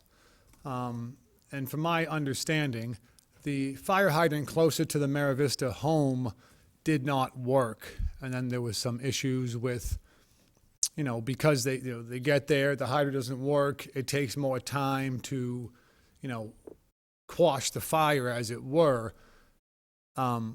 If in fact that hydrant was faulty, and I'm sure that some folks know about this, would flushing have prevented that and saved that home? Or so this flushing is not only a water safety issue, but also anyone who has a hydrant and it hasn't been flushed and we can't prove that it's working, that's a serious issue for their homes to get burned down, which opinion, I'm not totally sure of all the facts here, but the Mara Vista one, I believe the hydrant did not work. This was this past summer. And if Mr. Rafferty can speak on that hydrant, that would be great. If not, I understand. Why don't we table that and get an answer with input from Chief Smalls, because I don't want Mr. Rafferty to talk about a fire. Oh, I understand. I just wanted to know if that hydrant was working or functioning, and if not, do we know where all the hydrants around town that aren't working? I've seen some with locks on them, which I don't think is really a legal way to do it. I think you're supposed to fix those hydrants. So people have to be concerned that you get a hydrant on your street, you think you're safe from a fire. If they're not being flushed and not maintained, your house can burn down. So that's it. Thanks. I don't know, Peter or Steve, if you want to talk to, no, I thank you for that, but I don't want to have anyone talk about the fire issue, but what do we do when we have fire hydrants that aren't working? How is that reported, and what do you do? Not. Just the condition of the hydrant, that's all. Yeah, not as it speaks to this fire, because nobody here is a firefighter. Well, maybe there is someone in this room, but. So again, as part of the program, we've been operating hydrants.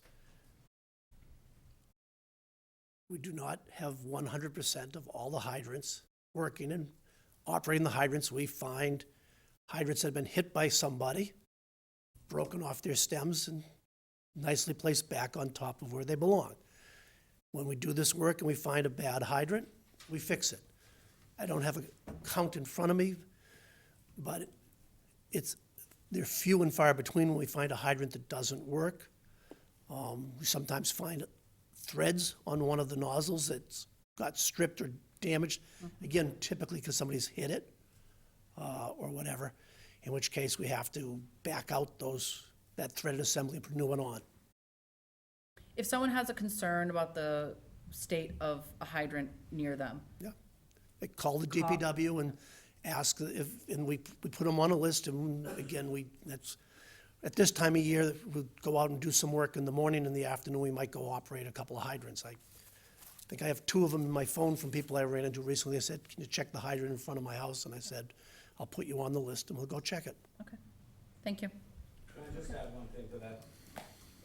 Sure, last comment about this, but not about the fire, because that's, not gonna It's have. not about that. Okay, I don't want to speak to scenarios that nobody here is an expert on. The National Fire Protection Association recommends all hydrants be exercised yearly in conjunction with a directional flush. They also recommend all hydrants be serviced every 5 years, which means to disassemble them, grease the inside, check them all to see how they operate. I can tell you about a hydrant on my property. The last time it was maintained, my son was sitting on the front porch eating his sandwich. He had just gotten his glasses. It was the summer of 3rd grade. He was watching the guy, looking at the airplanes going by, dragging the banners on the beach. Summer of 3rd grade would have made him 10 years old. He's 38. That's how long it's been since they maintained the fire hydrant on 98 Grand Ave. And it's as rusty as can be. When they replaced the water main going down the park, the water main that feeds Grand Ave, well, Grand Ave North, it used to be called, was an 8-inch water main.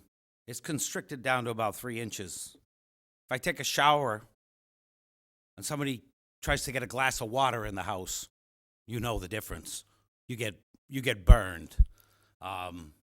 Also, first thing in the morning when I get in the shower, it is still filled with a chlorine smell. This shouldn't be, because the water that's going into the pipes is clean and pristine and of high quality. But the pipes are in such low condition that it's necessary to continue this high rate of chlorination, which also is unhealthy. So we have real problems. Okay, thank you. Did you need to speak to that, Mr. Rafferty, or no? Okay. Didn't know if you wanted to say anything about chlorine. Okay. Thank you, and we'll be looking for the results when you get them. And certainly, as we did with this, we'll issue a press release if it falls in a time period before a meeting, so that that information gets out there before a selectmen's meeting, if that's how the results come in. So we certainly would get that out to the public as quickly as we get it. All right, Solid Waste Advisory Committee recommendations. This is, just find it. I thought you left, Linda. Well, I stepped out. I'm glad you're here. Would you like me up there? If you want to come on up. So just to sort of set the stage, this was a conversation where Solid Waste came back before the board, and rightfully so, Linda yelled at us, and as she should, and just said, these are things that need to get done, and when are they going to get done? We had this on an agenda earlier, but I think no one from Solid Waste could be here, so we put it over, and we have some responses to the recommendations. Do you have it in front of you? Yes. Okay. And so I'm just going to read what they are and what the recommendation is, and then we'll get a comment from you. Is that okay? So the public knows what we're talking about. Okay, so the first recommendation from the Solid Waste Advisory Committee respectfully requests that the Board of Selectmen consider the following recommendations and respond accordingly. To move forward with the Mass DEP Recycling IQ Kit for implementation of spring of 2020, and noted that more discussion was needed to decide whether or not the town was ready to move forward with it. And the response to that is yes, implementation date subject to staffing. Do you want to just do them one by one like this? Yeah, that would Okay. be good. All right, so you tell me what any further thoughts or concerns you have about that particular initiative. Well, the major issue is when you look at the requirements for that IQ kit, it's personnel. Mm-hmm. Money is available from the state to have us do this, and basically it's doing a Little enforcement. survey of an area in town or areas in town. We do some prep work in educating the public on what they should put in their curbside trash and the recycling. And then we monitor that for the results, and then we try to help that section, that neighborhood, on doing things right if they're doing things wrong. And hopefully that would be part of maybe larger, on a townwide basis, a way of, getting the information out.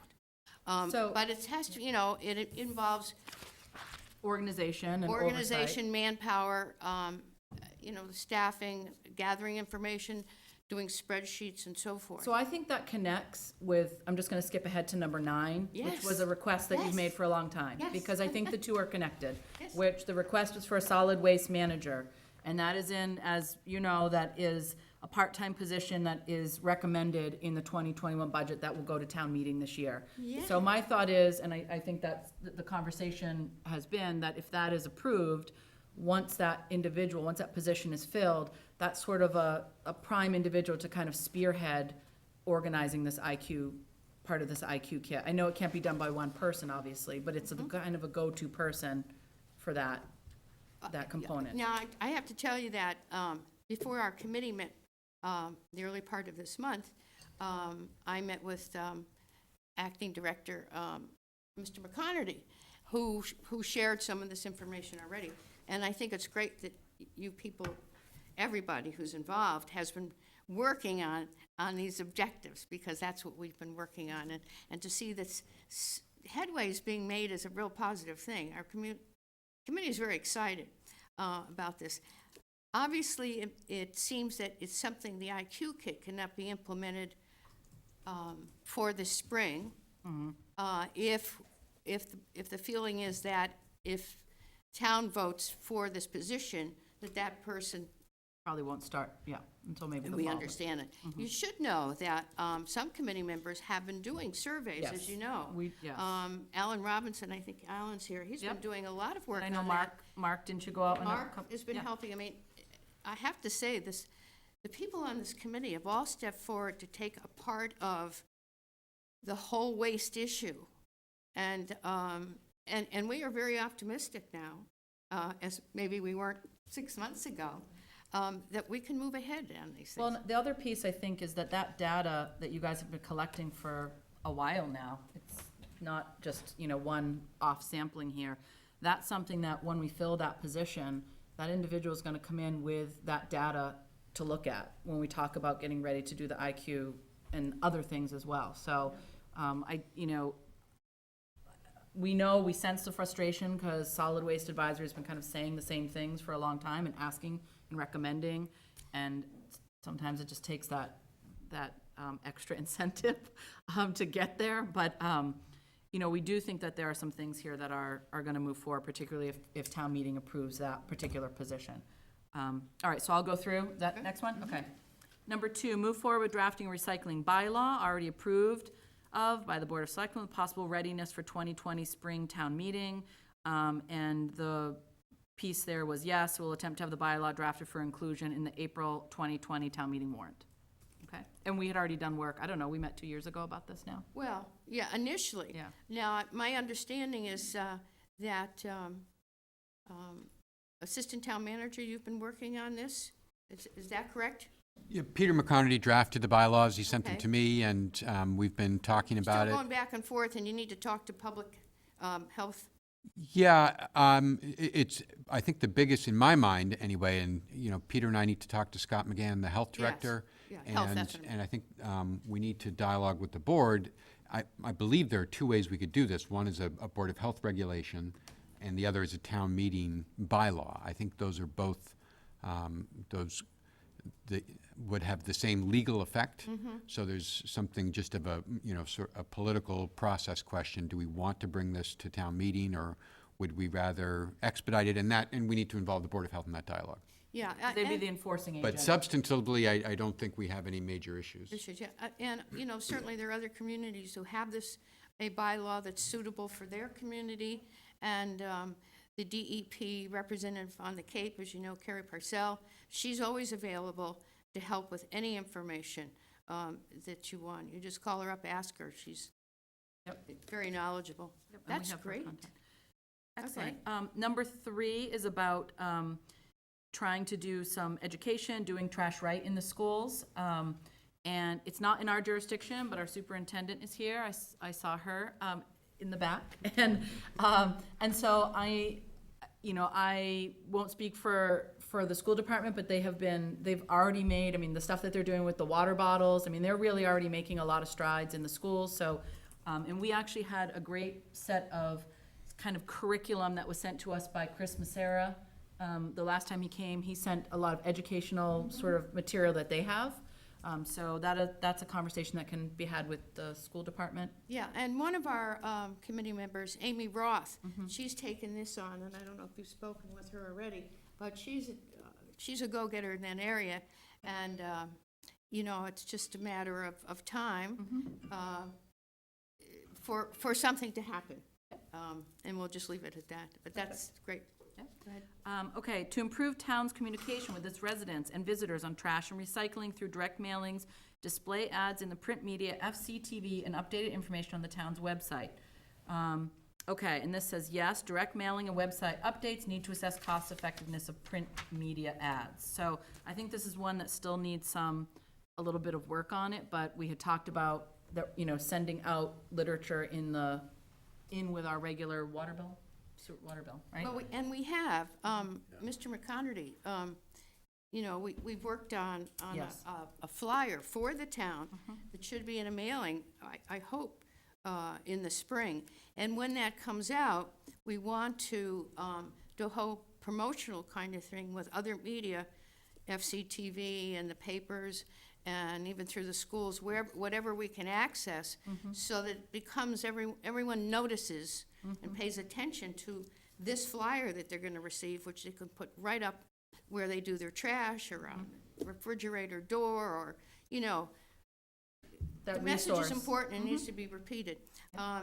Also, a new member of the committee, Zachary Ellis, he's very eager to work with FCTV. Great. We've been begin designing some ongoing programs about trash and waste, and it's related to so many things. It's related to the quality of water.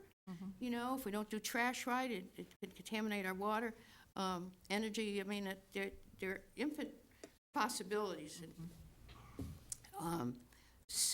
Anyway. Great. Number 5, to encourage more town personnel to attend Mass DEP workshops on zero waste. Solid waste advisory members who have attended these find them very informative. And it says, may have staff attend subject to schedules and competing priorities. So certainly, I think, again, not that I want to put a whole bunch on somebody, a position that hasn't been voted on by town meeting, but I think, you know, somebody, if there's somebody part-time in solid waste, you know, helping to coordinate some of that is, I think, something that they'd be able to do. Yeah, you should know that this Wednesday in Barnstable, at the old jail, so to speak, the Mass DEP has its Barnstable quarterly meeting, and at this time, because it's the beginning of the year, they will be talking about grants that are available, monies that are available, how to chase these grants, what we need to do to comply to get money. So, you know, anyone can go, really. I mean, I'm going to be going, and some of the members of the committee are going to be going. So, the more the better. Great.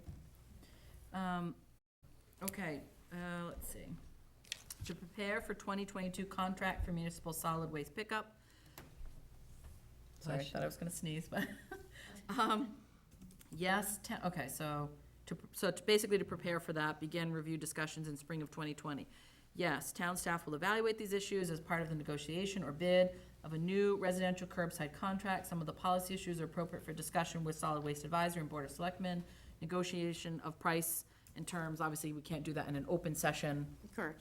But, you know, that's part of why we invited Chris Macera to come here as well, to kind of talk about some of those challenges. I think he was very candid about some of the challenges that, you know, Republic and basically all sort of folks in that business are facing in terms of the recycling component. Yes. And what that is gonna, how that's gonna impact our contract coming up.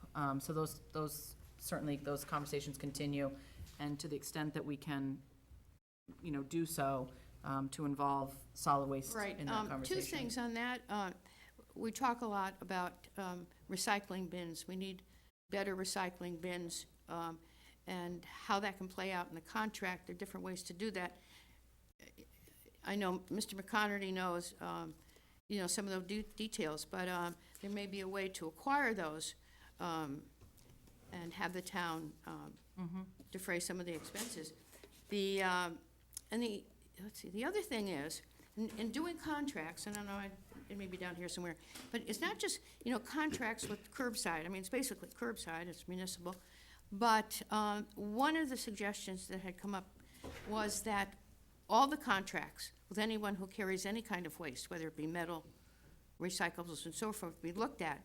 And a suggestion was also, in regard to the hauler for curbside, that maybe that hauler should also be the hauler for trash and recyclables out of the waste management facility. It might streamline a lot of the sub-issues that are involved there, without going into that. Okay. So it is something to consider. Thank you. All right, and then number 7, to review the original and subsequent waste management facility plans for their applicability in updating the facility, address current issues, and make necessary improvements. Included are making a priority of streamlining the computer system at the gate, addressing safety and health issues at the office/trailer, addressing swap shop needs and improvements, monitoring contracts with haulers of materials from waste management facility. And, okay. So this says, this is a response saying there aren't health issues at the office or trailer. The software used will ultimately need to be replaced, but given relatively low volume, the dollars collected, the cost of a new system is not on a high priority. So, I mean, it's just a very candid response back to what you had said. I know there's some disagreement with Can I ask that. you, who gave you that candid response? Where does it come from? I think it was a variety of. Sure, but Peter, yeah. if you wanna- Have you been out there to see how they operate? I mean, I'm just, you know. I have not. Peter McConerty and I dialogued, and I crafted the wording of that response based Peter, do on you his wanna- observations. Oops, sorry. Do you want to just sort of fill that in at all, or?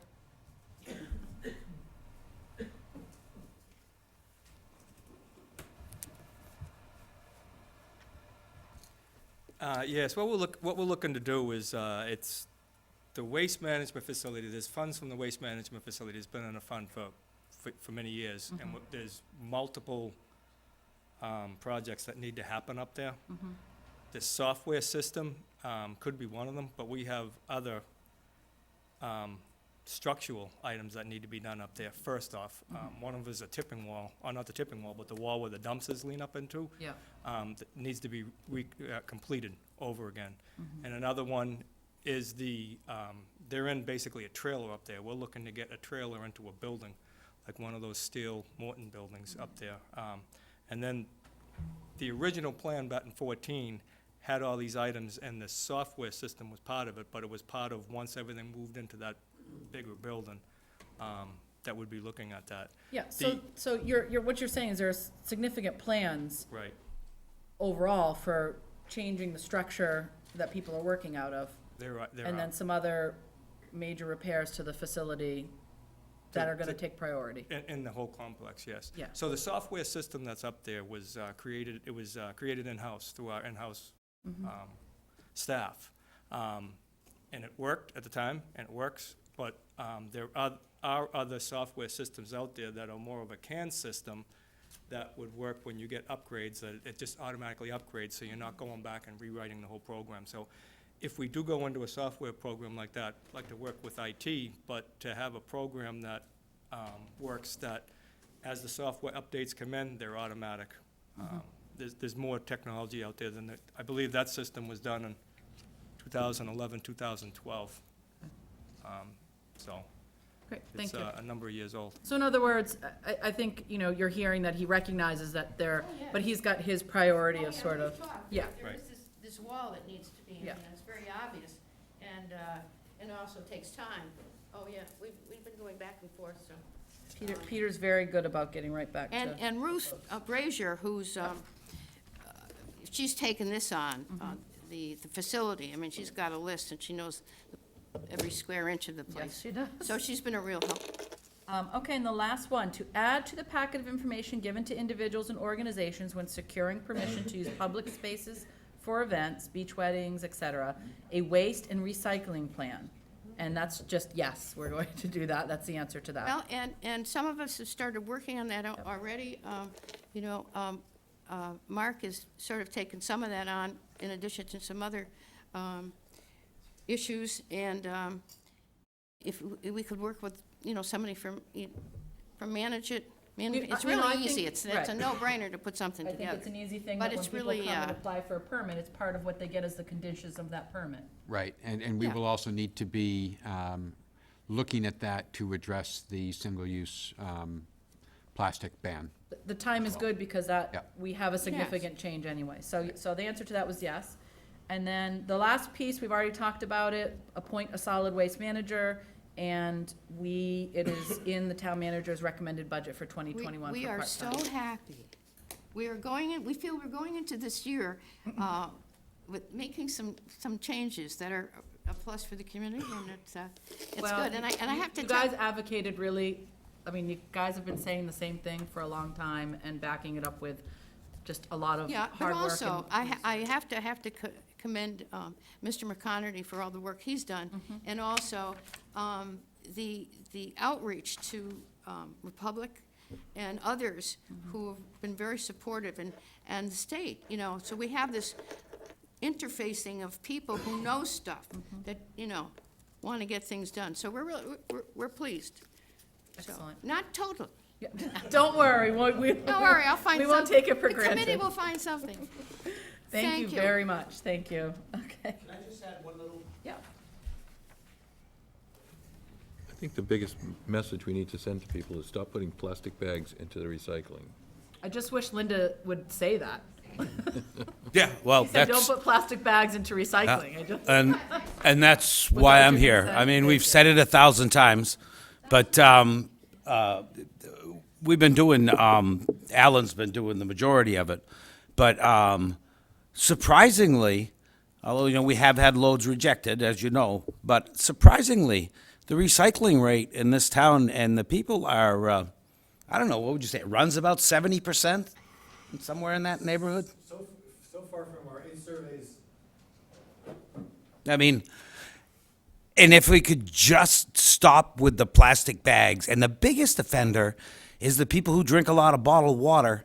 They throw the bag that the bottled water comes in with the recycling. I mean, and that Triple accounts for offense, yeah. maybe a third of the violators, for So want just, of a better. just so people who are listening are aware of what Mark is saying, don't put your recyclables in a plastic bag. Your plastic bags do not belong in your recycling at all. Go take them to Stop and Shop or wherever else and put them in their little bag recycling. But plastic bags are absolutely going to gum up the works, and they just, you know, they're not gonna take those items. The next worst thing is anything that resembles a string or a rope, 'cause that tangles up In the everything. machine, yep. But he's got all the figures. Between the Selectmen and you, Mark, you've done a really good job. And several, Alan Robinson, also a member of the Solid Waste Advisory Committee. You've summarized it very well. Our surveys have found that 63% of the residents, the curbside recyclables that we've surveyed, and we've surveyed 228 homes, on recycling day out in front, 63% are doing it perfectly. And, you know, that's a really great start. And as Mark said, you know, we found that 21% aren't perfect because of plastic bags, because they're stuffing their recyclables in their plastic bags. I used to do that for years and years and years, and I didn't realize it was a problem. And the problem is it gets tangled up in the machinery when the materials are sorted. And often, so to avoid that, they actually toss out, when it gets to the facility, those bags get tossed out.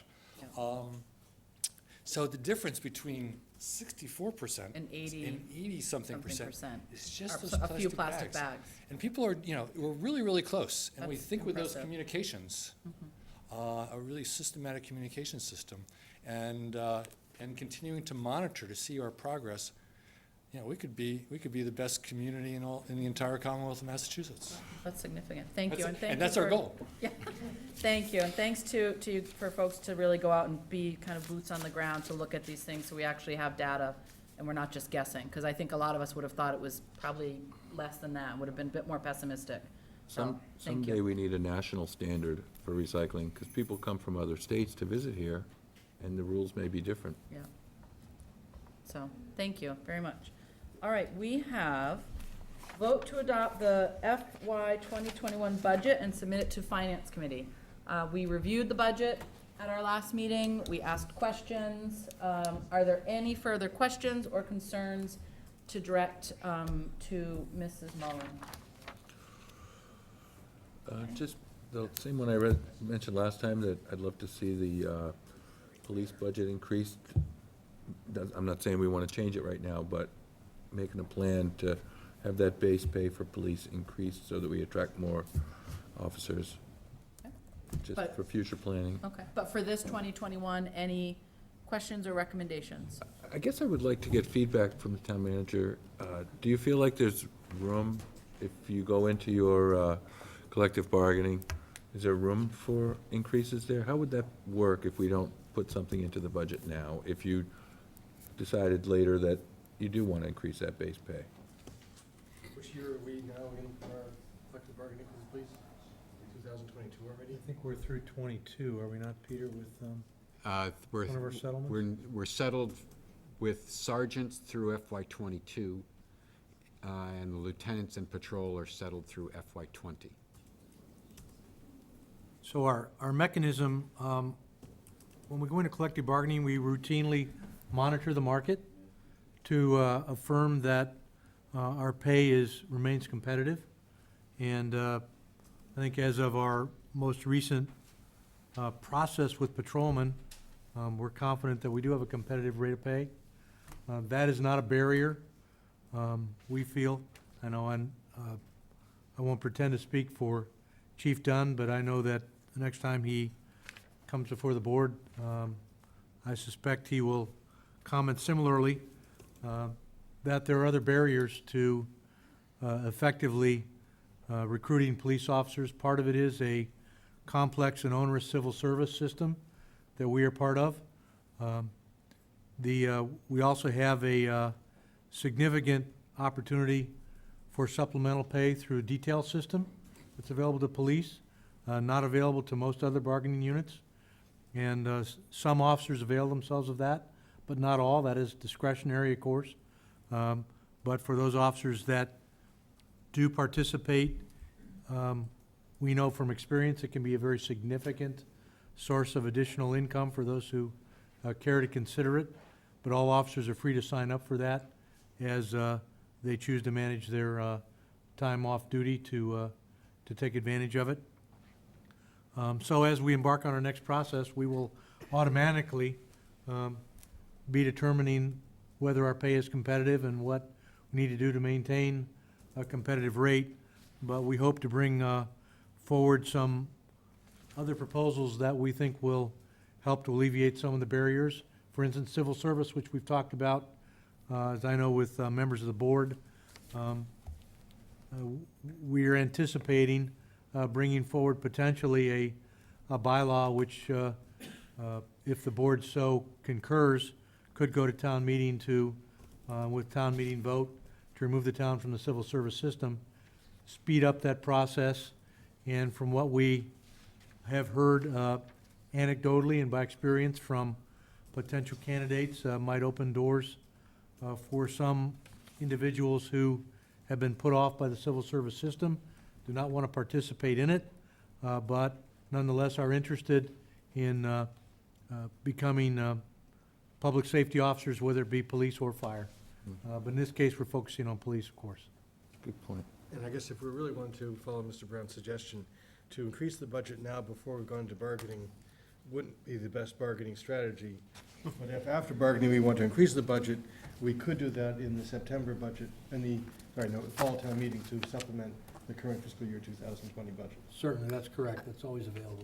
And also, I think, I don't even know what the mechanism would be, because if we increase the budget for a contract that hasn't been negotiated and/or positions that haven't been filled, it's like we're just, I don't know what we'd put the budget, I guess we'd put in for wage and salaries, but it's so illusory that I don't think that's would be appropriate. I'm sorry, I didn't mean to. No.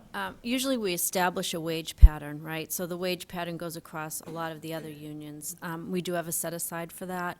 If there was, it's hard to talk about it now. I mean, as you're trying to negotiate, you don't want to negotiate here, but there are mechanisms where we do put set-asides To for address those potential issues or increases that we may have. Again, that are negotiated, because that's how it works. Exactly, but we do have an article set aside in this budget for For that. negotiated wage increases. Okay. Thank you. And we're also going to have a set-aside article for the dealing with the fire station separately from this budget, right? That is correct. We'll be bringing that bylaw to the board in a form for you to consider as well. Article, right. Great, thank you. Okay. Any other questions about this? If not, do I have a motion? Oh, I'm sorry. Yeah, Mr. McCafferty, come on up. Oh, you sent us an email, right? Thank you. Yep. Well, I realize we're late in presenting this, but the Woods Hole and the West Falmouth Library would like to request a modest increase in the appropriation for the two nonprofit libraries that are part of the library system. We were hoping that our 19,000 plus might be increased to 25,000, a 5,000 increase for both. The library, we draw our operating income from several sources.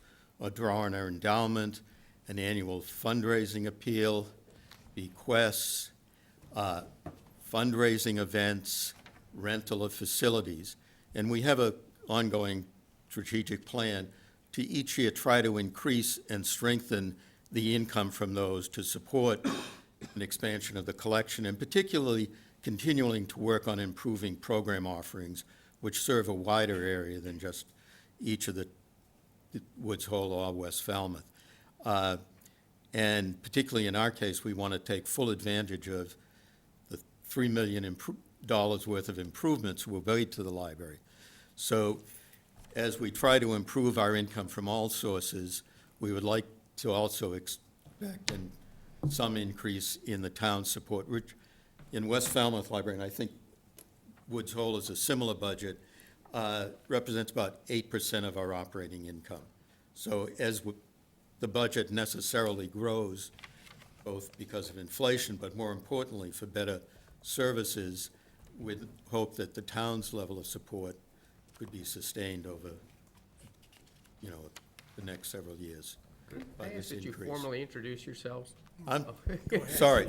For the sake of our audience. Yes, I'm Charles McCaffrey, and I'm president of the board of the West Falmouth Library. And I'm Bob Pelletreau. I'm president of the board of the Woods Hole Public Library. All right, thank you. Jennifer, can you speak to sort of the process piece of that? Just because I know it is coming in. Yeah, So so we have when we put the budget together, we do have meetings, we have a vetting process. Usually a request would come in when we put out the memo, would come through the library in September. So this is, and then we look at it and we weigh all our options. We look at all our other requests and then we put, according to the strategic plan, we bring it in front of the board. What I would suggest is that the Finance Committee does a really good job of vetting out,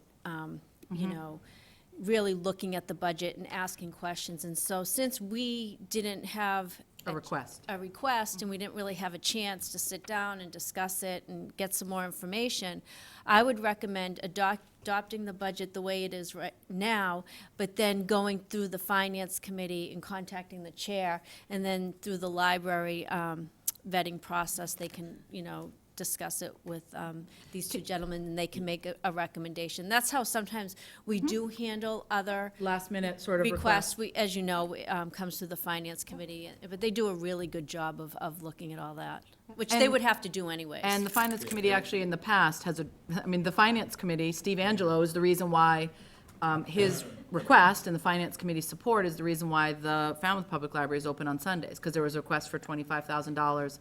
I A believe few that was a number of additional funding to open up on Sundays in the sort of off-season. So Finance Committee does do that. And we would, happy to prepare all of our budget information and give you exactly how we do it. But it would be good if we knew that, at least in concept, the selectmen were supportive of this support for these two libraries.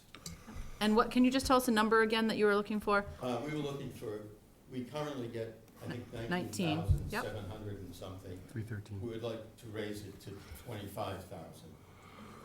That's been at that figure for several years. Oh, more than several years. Yeah. It's been well over a decade where our total budget has gone up somewhat each year, but the roughly 20,000 or just under 20,000 that the town contributes has stayed the same. So its contribution to the overall Has operations diminished.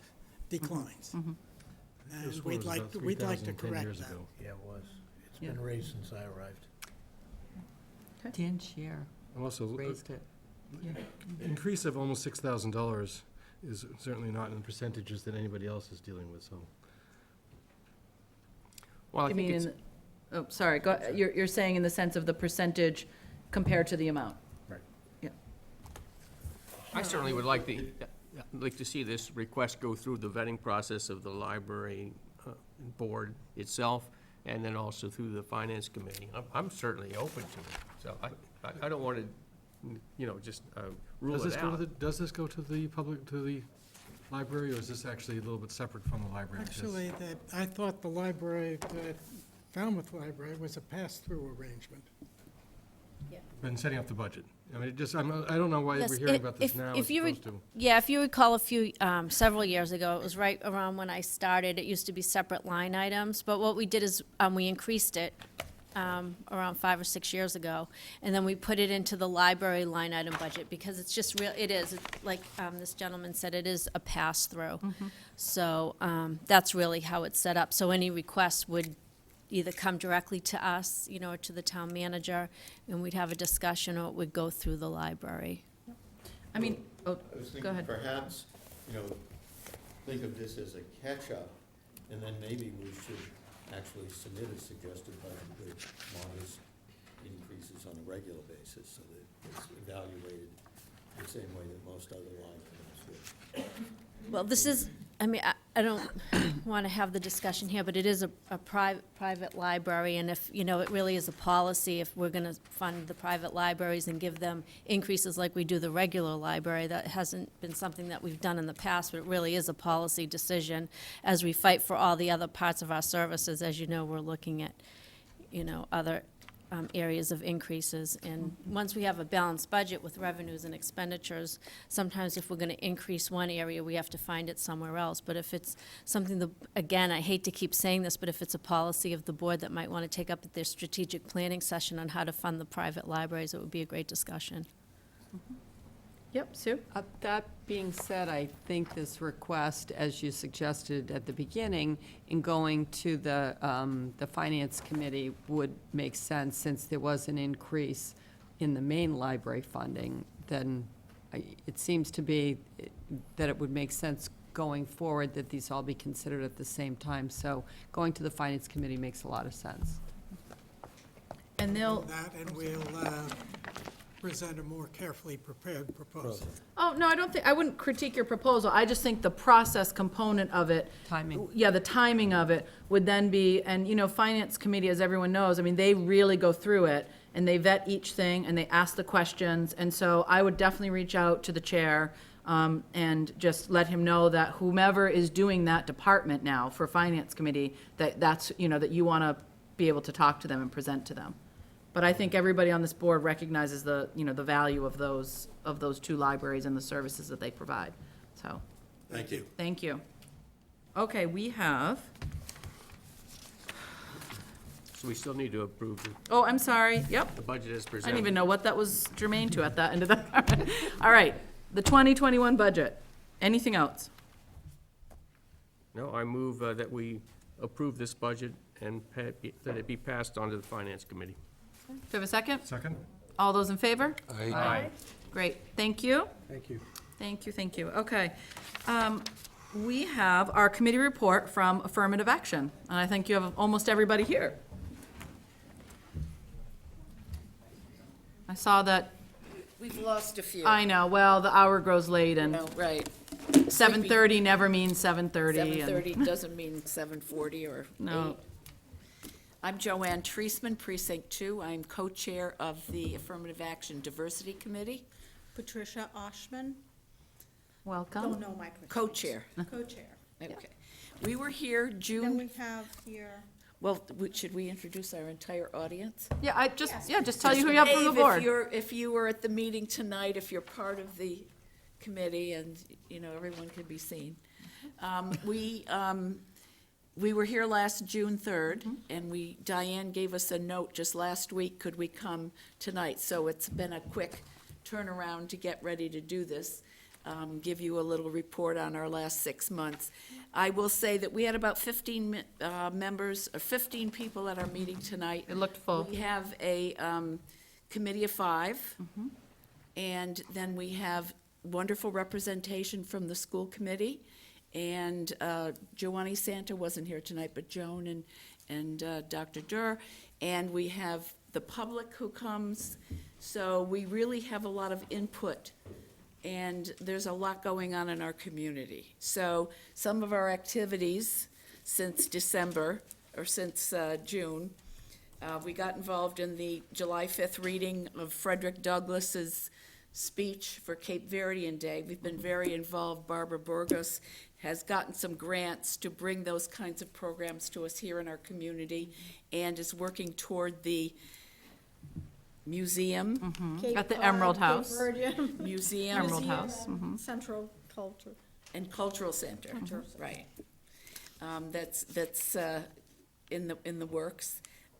We've attended the NAACP annual meeting. We promoted the Journey of the Light movie at Cape Cod Community College with a wonderful panel, and the students very much appreciated a chance to see this video that talked about the origins of the communities that worked here, you know, a long time ago, and appreciate the diversity of our population. We've also take turns, but often all show up at various speak-outs that have been going on in the community. Information about minority and underrepresented groups, such as the Alphabet Soup presentation for the LGBTQ community. And those of us in this generation are learning about a word that we made up tonight, gender generation. We are learning about gender fluidity and bring in information from the public that say, all right, make sure you do this and make sure you do that. I wanted to say that we have had an invitation from the Mashpee Affirmative Action Committee to meet with them and the Barnstable No Place for Hate that's just getting organized. So we will be going to that meeting in February. And in town, we have the Falmouth Racial Justice Book Group. In the summer, there's a Woods Hole Racial Justice Group. The Barnstable County Human Rights Breakfast took place in December that people attended. And just this last Saturday, there was a No Place for Hate bystander training. They said 50 people, but at least 60 showed up. There's a great deal of interest in our community in making sure that we are a welcoming community, that we respect people and make people feel safe and welcome here.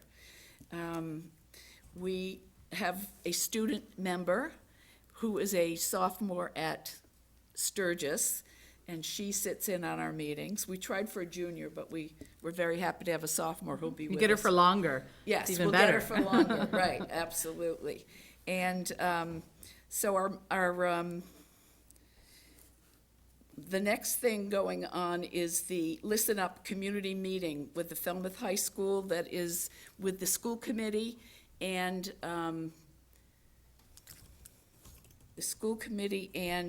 it's a partnership with Falmouth. Woods Woods Hole, Diversity. I'm sorry, the Woods Hole Diversity, forgot half of what we're doing. The Woods Hole Diversity Committee is going to be working with the school committee. It's Listen Up Community Meeting. It's Thursday, the 30th of January, begins 6 to 7 at the high school. The students are going to do a presentation during the day for the school, and then again for the public at night, and there's a snow day, the 31st, but we'll try not to worry about there being snow. And also, February 29th, you want to talk about? Yes, we're partnering with the Cape Cod, Cape Verdean New Museum, and we're bringing it to celebrate the Amilcar Cabral. Cabral, who is, was very important in independence for Cape Verde, and he was assassinated at some point, and a book has been written about him, and the author is Peter It's coming. Mende, and he is going to be here. We're trying to get that set up at the library, and he'll do some book signings. He's written a book that is sort of a middle school age kind of book to give that information and history. And then the main thing that we've been working on a great deal is the citizen petition to reinstate the affirmative action coordinator, outreach officer that used to be personed by George Spivey, and when he left, the position has remained empty. So I just want to say that Sandy Feynman Silva has been working on that very hard and written up the warrant article. She's dealing with the select people, Mr. Sosa, trying to decide, you know, how best for us to approach that position. And I want to say that she wrote it up, and we've had over 100 signatures just from people who said, oh, well, let me sign. You only need 10 signatures to put it on the warrant, but we've gotten over 100 in less than a week. So there's interest in this community. There's interest that we have somebody who can bridge between the town. We have Denise Coleman, who's here, the Human Resources. We have Joanne Santa, who's with the school committee doing personnel. And those represent one faction here in the community, but then there are all the people in between. And they need a place to go. They need someone they can get information from. And we're just a volunteer committee. So we're happy to direct people, but we really feel that that would be an important thing for us to do. Did you want to say something, Sandy? Would you like to come and join us and summarize the concept, please? And we'll take signatures tonight, too. Good evening, I'm Sandy Famous Silva, Precinct 2, and I am going to be away for the whole month of February, so I'm hoping that this is going to be sort of my official request for your endorsement for our article to create an affirmative action diversity outreach coordinator for the town of Falmouth. And you all have copies of this article proposal. It's going to be submitted on Friday to the town, so it will be a warrant article for town meeting. And this particular article really reimagines what the affirmative action diversity outreach coordinator position will be. It is a different type of a position. Because the town and the schools already have individuals who are doing some of the work of affirmative action implementation, particularly the legal aspect of affirmative action implementation. The need seems to be quite severe in Falmouth, that we need a person who can be an individual who will go out to the community, educate the community, raise people's consciousness, train people on diversity skills, provide workshops, and a variety of services to the community educationally. Also, this person will serve as an individual to whom potentially impacted individuals, people with questions and issues about diversity compliance and about affirmative action, will help them deal with problems they may have. Some of these may be personal, and this will be a person that people can feel safe going to with their gripes and grievances and problems and issues related to racism, homophobia, or other forms of discrimination and oppression in our community. We hear about these problems every day. The Jewish community in the United States and even in Falmouth, our own community, have been targeted. So there are many race-based, ethnic-based, GLBTQ-based, and other categories of difference seem to give rise to hate and racism, and we feel that these issues need to be dealt with proactively. So this article is meant to provide the community with an individual who will be an expert on how to deal in a professional way with consciousness raising in the community. We also envision that this person could work with business people, with the Chamber of Commerce, with members of various constituencies in town to educate them and raise their consciousness as well. I think this will be very beneficial to the town of Falmouth, and I ask for your support for this article. Thank you. So, a little bit out of order for us even to consider deliberating anything about an article that's not on the warrant. I don't think we're gonna deliberate But on it. the one but- thing I would tell you, that this article, even if it passes, won't appoint someone because there's no funding toward it. And so it's not in our budget for fiscal year 2021. And if you don't create funding to the article, it can vote, it can get passed, but it won't actually be in effect. I think there's another There is going to component be a second article that will be, about the funding. that will be submitted by January 17th. about the funding component of it, so. So I don't want to, so I know that this was, and we knew this was gonna be part of Affirmative Action Committee's report, was this particular, piece. So we're not gonna vote on it, obviously, because we'll do that at a later date, but, I don't, I think we have no problem if people want to comment on what Affirmative Action has, the committee has, sort of said to us, or about this kind of generally.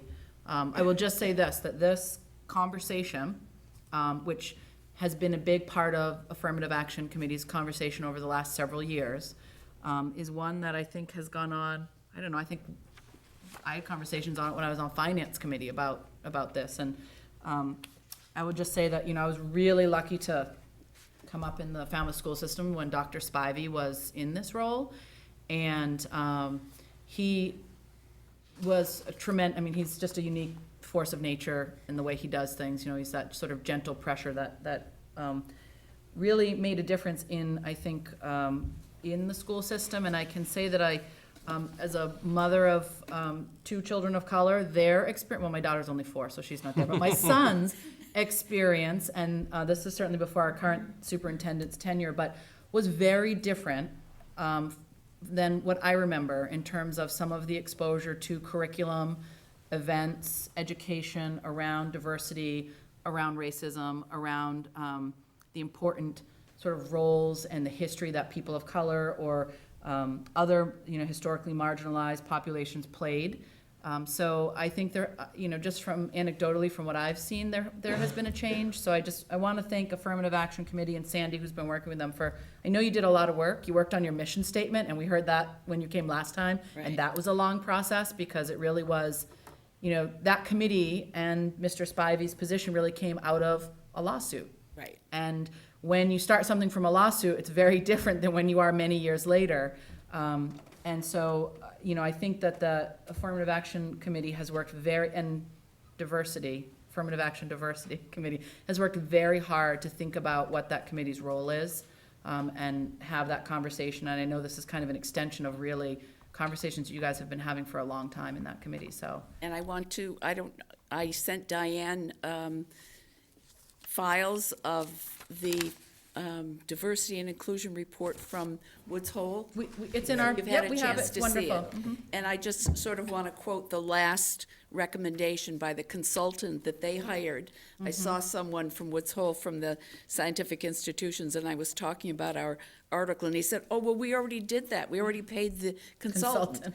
The last thing they say is the integration sustainability piece requires having a full-time staff that is dedicated to creating structures and policies that support and reinforce diversity and inclusion agenda. So the work's already been done. We see what it is. We've experienced this in the last couple of years, getting people to understand what's going on in our community and the kinds of things we need to make us a better place. So we hope that you'll keep us in positive mind. I know you can't vote, but if you smile at us, we'll feel really good.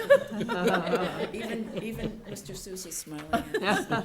No, thank you very much, and the inclusion of that particular report was really great. Yeah. And we thank you for giving that to us. So, Sue? And just a practical question, because I'm very, very supportive of the report, and from my days in affirmative action, I certainly was part of the transition, and I think even more now than ever, we need that full support. And I'm just curious whether town council has had any chance to review a draft. Because that's a process. Did he? Okay. Yeah. Okay. And I just want to say that I want to just thank school department and staff in town manager Denise Coleman, because they've been part of this conversation for a long time as well. And really giving some important input on what roles and what duties are already being performed and performed well, and then where are there potential, places for improvement or filling in. So, I know that you have given this to us, and the conversations that we've had have not been in the spirit of sort of knocking down what's being done by the staff that are working on affirmative action, but really building up and supporting the good work that's already being done. And I just want to thank staff and our superintendent and her staff for really being part of this conversation, because initially, all this conversation was going on with that sort of a whole part of town not being, really at the table. So that has changed, and I think it's been really to the benefit of crafting something that, whether town meeting passes it or not, it's very thoughtful and fleshed out, so. Yeah, thank you. All right, thank you. See you in a year. Yeah.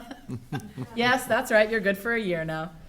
You got it done early, so. But it'll be January 13th. Yeah. Or January 12th. Thank you. All right, we have. Thanks, Denise. Thank you. We have to do a final interview for the Transportation Management Committee. Allison Leshin, welcome. Just as she's coming up and as people are heading out, we have previously interviewed Ed DeWitt, John Keenan, Ralph Herbst, and Jane Perry, and this is for the Transportation Management Committee. We have some staggered 3-year terms, and we had this one final interview to do, and then our vote tonight. So, welcome. Thank you. We have your, I know it's late, we have your resume, and we know who you are because we've appointed you to some other committees. Is there anything in particular that you want to tell us about your interest, or does anyone here on the board have a question? So I actually have a statement I'd love to read, to Happy to just have it, sort of, yeah. I know it's late and it won't be No, too that's okay. long, but it just helps kind of summarize where I'm coming from. So I believe, well, just introduce myself again, Allison Leshin, case Precinct 2. I believe that this committee has the potential to make a transformational difference in the quality of life in Falmouth, if we let it. If we think of transportation not just in terms of moving and parking cars, but as an interconnected network for moving people. If we design accordingly, then we end up with a town where pretty much anyone can get around, whether or not they own a car, drive at all, or feel like driving that day. That means there are other options, bus, shuttle, rideshare, bike, wheelchair, walking, that are available, safe, efficient, affordable, and dare I say, pleasant. Kids can safely walk or bike to school. Downtown becomes an enjoyable place to hang out over a cup of coffee with friends or do some shopping, rather than a traffic-choked nightmare that you avoid at all costs in the summer. East Falmouth residents can commute by bike to Woods Hole, or maybe the science institutions and hospitals start a shuttle service for staff. Summer workers can get to work without risking their lives, even though they don't own a car.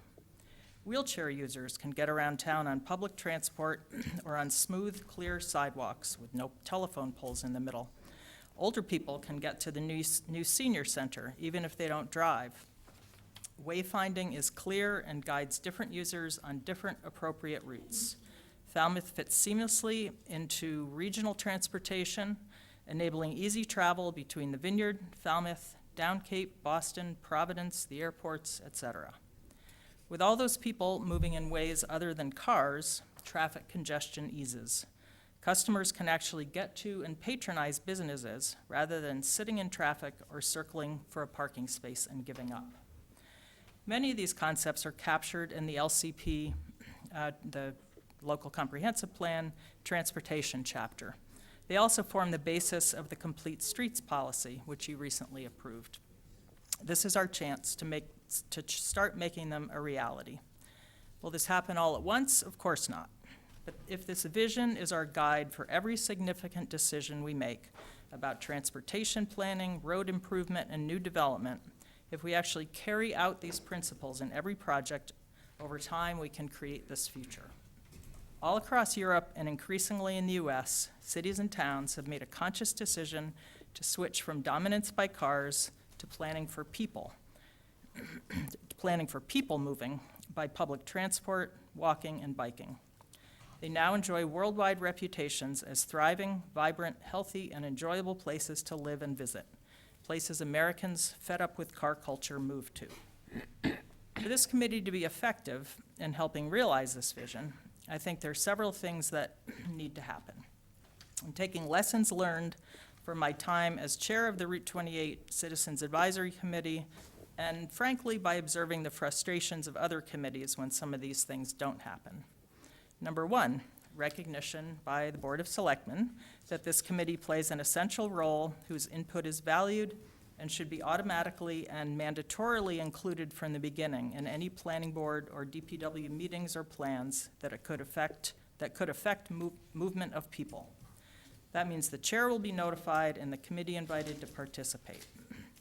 This early input should avoid what happened with the Route 28 planning, where it took a room full of angry people demanding input in a project that had gone much too far without it. In exchange, I would expect that this committee would, of course, thoroughly research its ideas and vet them with the DPW and Planning Board as appropriate before bringing them to you. Number two, staff and administrative support by the DPW at all meetings and by town management and/or selectmen at most, preferably one of you as liaison and first point of contact, a recording secretary, a dedicated email address so we can receive public comment. The expectation that town staff respond to the chair's inquiries and requests in a timely manner, and clarification of the roles and purview of this committee versus the Transportation Advisory Committee, and a charge to work together. I'm confused on that. Number three, this committee will entail an enormous amount of work. If its recommendations, whether for road improvements, new development, or new and innovative programs or ideas, if those recommendations will be taken seriously, valued, and implemented, it will be worth it. Four, finally, I hope that in the process for hiring a new DPW director, you will favor candidates who think progressively and expansively on these issues, and who welcome citizen participation as a way to end up with better results for all. I hope that you will approach the committee's ideas with open minds and an eye to the future, and challenge and calm the public's fears that often accompany change. If you share the vision I've outlined, count me in. I look forward to playing a role in shaping a better, more livable future for Falmouth. Thank you. Thank you. Any questions? Sue? Just quickly, and I got my question derailed because that was such an incredible presentation, and I think really well thought out demands that this committee completely deserves in order to be effective, because this is a mantra. I mean, the Board of Selectmen at strategic planning meetings is sick of me saying we need to look at transportation when we look at development, and this is the means to do so. So I really appreciate that you've thought so far ahead into the way things will fit, and I for one, am in complete agreement. I just also wanted to quickly mention how much I appreciated that you mentioned in your application, until you were actually put in a wheelchair by virtue of an unfortunate accident, it sort of gives you a whole new appreciation for that kind of ambulation. I grew up, my dad was in a wheelchair my whole life, so I've sort of always thought that way, but he chaired the Architectural Barrier Board for the town that we grew up in. So you need, I like the idea of having a disability view on this, and I know we probably should formalize that at some point in the future. Yeah, just to speak to that, as I'm looking at this, I think we've done something, I know we were kind of moving into this, trying to get it up and running, but as far as committee designees, I think it was a very significant oversight to not ask for there to be a designee from Disability Commission. I mean, that is, and I know that was, the committee designations were sort of the tail end of the conversation, because we were really talking about what does a board look like. But that, to me, I mean, I don't know how you have a good transportation management committee if you don't have somebody, and you don't have that direct coordination with disability. The problem with that is it then makes it an even number, unless we decide to change that, which, I mean, we can. Unless we decide to change how many candidates at large. Because right now we have said 4 at large. These designees that we have make it 7. If we were to add a designee from disability, it makes it 8, which isn't really workable. And if we just go with all 5 of these people, you'd have 9. Then it makes it 9. Right, and also I'm wondering if we could, I don't know what the mechanism would be to amend this, but if the selectman representative were to be a voting member, because I know on a couple of the liaison committees that I sit on, I'm a voting member, so don't know how that would work, but It's just only want to EDIC. throw that in. EDIC is the only one that can Right. have that exception. Right, but I'm saying it would We're not allowed to be appointed to any considered. committee as a voting member. Except Except EDIC. EDIC, because it's it's a different. Right. But we can change the composition. I'm sorry, go ahead, Sam. This is an advisory committee, is it not? They don't have to have a majority on everything that they recommend to us. It could be a tie. You know, they could take two different positions and Yes, provide them actually, both to that's- us. I that's mean, true. yeah, there's no regulatory issue here, so there's no reason you can't have an even number in my mind. What are people, I'm sorry, it's kind of, No, but that's okay. as It's- we're having this conversation, when we were I was just looking at it here, now that we have it kind of in plain view Yeah. in a graph in front of us, and it's glaringly obvious that disability is left out, and I'm gonna make a motion that I think that our 3 committee designees need to be 4 committee designees, including a representative from Commission on Disabilities. So, Madam Chair, if I could just, throw out another really obvious option, which is, first of all, I completely agree with Selectman Patterson that for an advisory committee, it's not absolutely essential that you have an odd number of members. You could also just reduce the number of at-large to 3 in order to prevent the committee from becoming overly large. Although I would advocate, given the amount of work it's likely to be, that it would be helpful to have an extra person. I mean, the other idea, I think, is, and maybe Sam or Doug said this, is we put all 5 in and add disabilities, also make it a 9-member committee. And then if people can come for certain things, I like you have a that. larger amount you have more possibility of getting folks there for a quorum. I know you need a few more, but I mean, it gives more, there's a lot of work to do on this issue.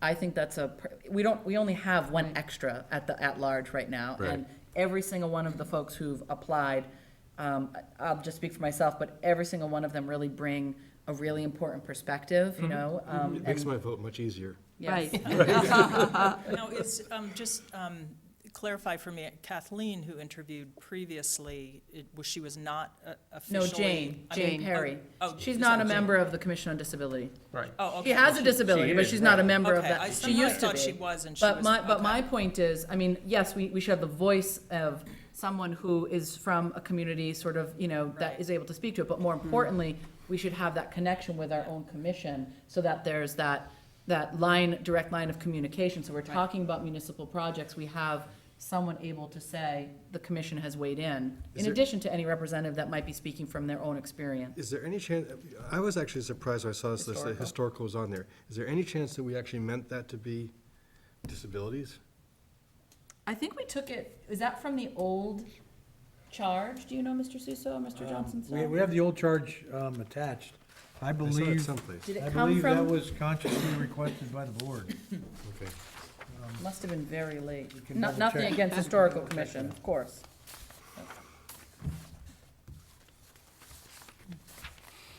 Well, I think if we're talking about changing the infrastructure of the town, we need to have a sensitivity to the impacts of the historical character.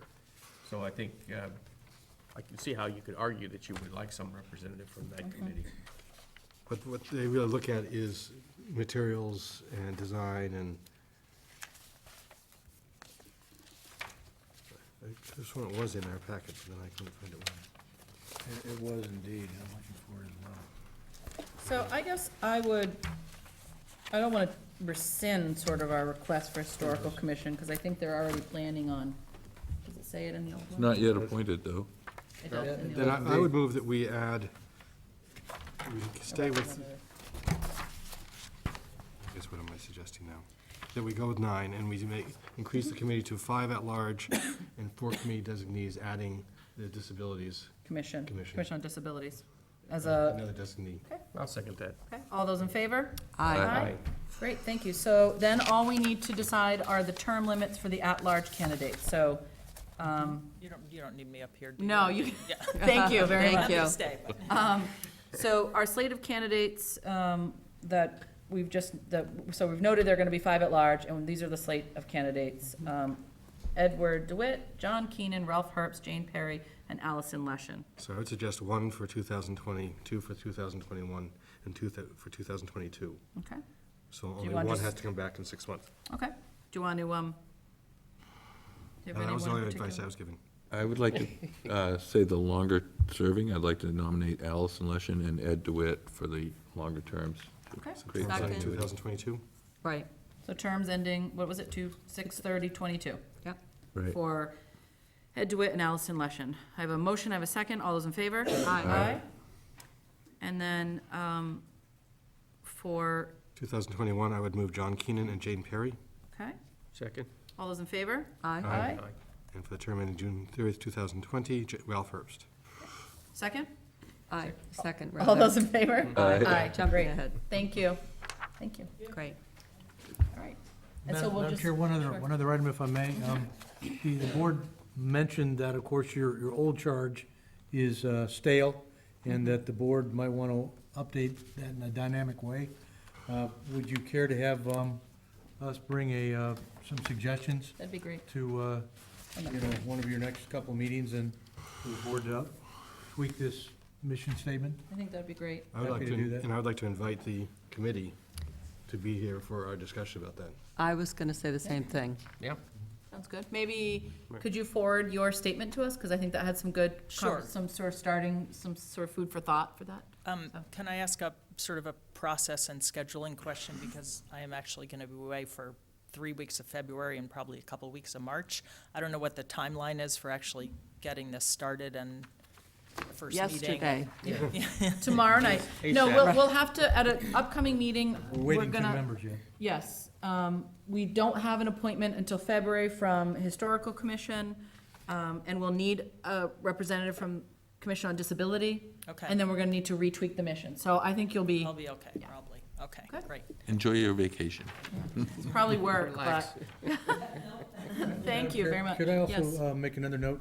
I think we've had perhaps two individuals make a suggestion that there be a recording secretary provided.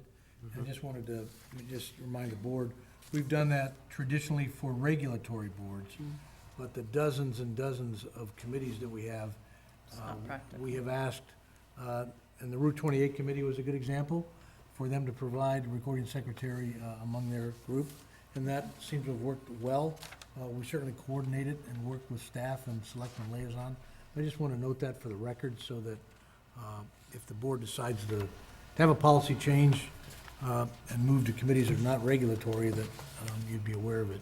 No, I think, I mean, to be fair, I understand nobody ever really wants to be sort of the scribe or the, it's a duty, but it's part of, I think, what you step into when you're on a committee, that there are roles in the committee. There's chair, vice chair, generally somebody who's taking minutes, and that's, however committees decide to rotate that, that task, it's, it's just not practical for us to staff every committee's meeting. I mean, that would just take a whole, probably separate department of employees to do that, because we do have so many committees.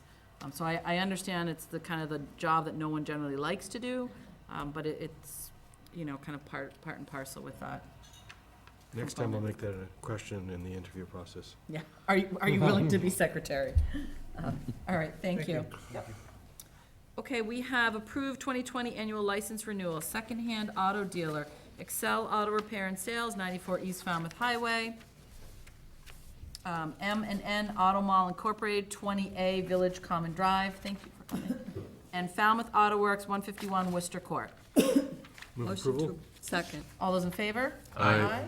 We have some some meetings, public session October 28th, 2019, November 18th, 2019, and January 6th, 2020.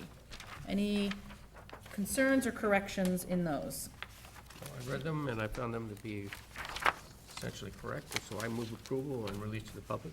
Of October 28th? This is October 28th. Do we have a second? Second? All those in favor? Aye. How about for November 18th. November 18th? Yeah, just on page 4, in the middle of the page, there's a one-line sentence. Under 3, it says, "No evidence of violations in the last 3 years." And I think it really should be no evidence of other violations in the last 3 years, referring to violations beyond the one that we're actually considering as part of this. Does that make sense? Agreed. Sure. Okay, just a one wording. And with that change, I would say that we Well, approve this. on page 5, Oh, sure, yeah. under item number 4, under the one sentence that says Mr. Jones, what I noted is I was bothered that the underage cover person was being questioned at being underage. I was, that the chief was being questioned on that piece of evidence, not that the under person was actually underage. Because they weren't. No, they were. They had to be. Yeah, because they were, excuse me, that's right. That's the whole point of it. It just noted that I was bothered that the chief was being questioned about the validity of his statement. Do you have that, Jen? Okay. Anything else? There's just one typo, not on this one, but actually on the October 28th, on public comment. Philip Gessen there's no U in that, just Gessen, so. So then going back to the November 18th, anything else? I With move those two, approval with those changes? okay. Second. All those in favor? Aye. How about January 6th? I read them and I found them to be substantially correct, so I would move approval and release to the public. Second? Okay. All those in favor? Aye. Individual selectmen reports. I met with the people from Science Wares today, looking at equipment for harvesting weeds and trying to decide what would be the best piece of equipment, so we're still working on it. We're gonna meet again in a couple more weeks, and, For the East Falmouth Pond? yeah, for Yeah. Mill Pond, Yeah. and funding strategies and so forth, so. That's about it for this week. I'd like to go back into December because I did meet with the CCRTA Advisory Board, and I wanted to report on a trial, sort of a beta trial on a new service in Hyannis that started at the first of this year. It's actually kind of like an Uber. These are going to be vehicles that will not require a day-ahead reservation like you would with the DART buses or so-called B buses. Historically, that's what they were called. And so you would actually be able to call in within about a 3-hour period window and ask for a ride, and they would give you an estimate of how long it would be before they could come and pick you up. But they're going to try this and see how well it works, and I think it looks like an exciting new public transportation offering. I know that there may be some legal issues, because people like the Ubers and the Lyfts, are feeling like, all right, you're encroaching in on our business model. But nevertheless, they are gonna try it, and I think it's a service that is very much in need. It doesn't require that 24-hour hit day. And there will be because the overhead will be a little bit higher, there will be a slightly larger charge than the $3 per ride that the DART now A lot more costs you. flexibility. If you're disabled, or otherwise it's a half price. So, but anyway, this is a new possibility, and I think it's one that kind of goes along with the Transportation Committee's discussion about how to move people around. I noted that there seems to be there seems to be a push to get rid of the idea of individualized vehicles, but I think the reality is that we've gotten so used to that, that's gonna have to be part of the transportation management model for the town, as well as other modes of transportation. That's it, thanks. Thank you. I'll give a preview. The Assembly of Delegates on Wednesday at 4 o'clock will be furthering its charter review, including one of the things that we've reviewed this year is a potential recall provision and other items. So look forward to that, and you could tune right in and watch or read the minutes after. Always entertaining. It's edge of your seat, I'm telling you. Yes. Just a reminder that next week on the 21st is going to be our forum.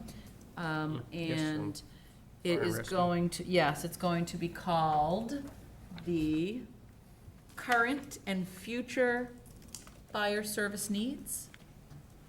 Something to that effect. Very close. Catchy. That'll be the theme, but, community That's a forum. hot one. Yes, but just to remind people, the goal is really going to be starting that community-wide discussion about the change in staffing that we're gonna have this July because of the new contract, which we are thrilled with. I know we've had comments at another meeting that somehow we blame firefighters union for where we are now. That's, couldn't be further from the truth. We're thrilled with this. This was an excellent contract for the town and for firefighters. It increases safety for our firefighters and increases the level and quality of service for all of us in this town. So we are going to really kind of dig into the educational piece, because it is complex.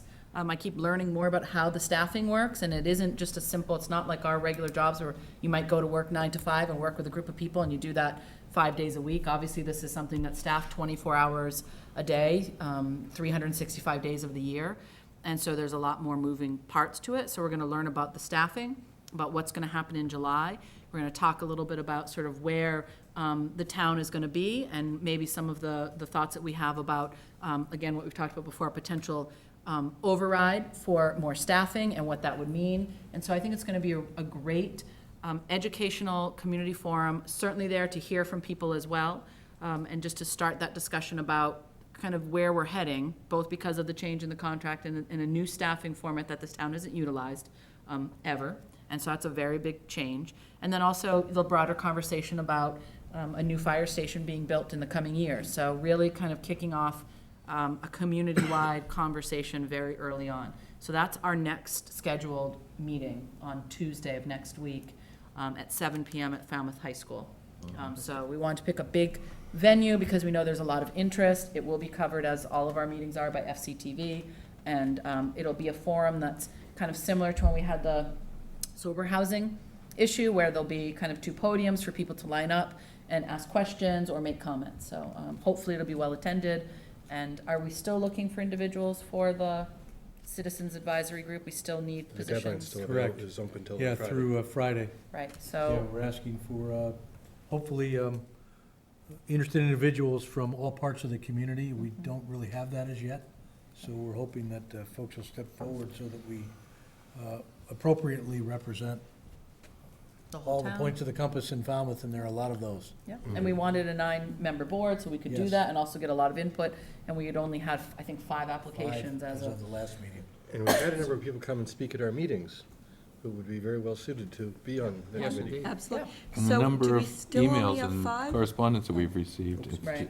I'm sorry to Yeah. I think we interrupt. may have 6 now, but I didn't get a date as of the end of the day. It just strikes me as, to have the community forum, there might be a broader base of people that find out about a potential committee and what might be involved, so We can always extend we it. I mean, may this- this- want yeah, to it's extend after Definitely this that. board's, Yeah.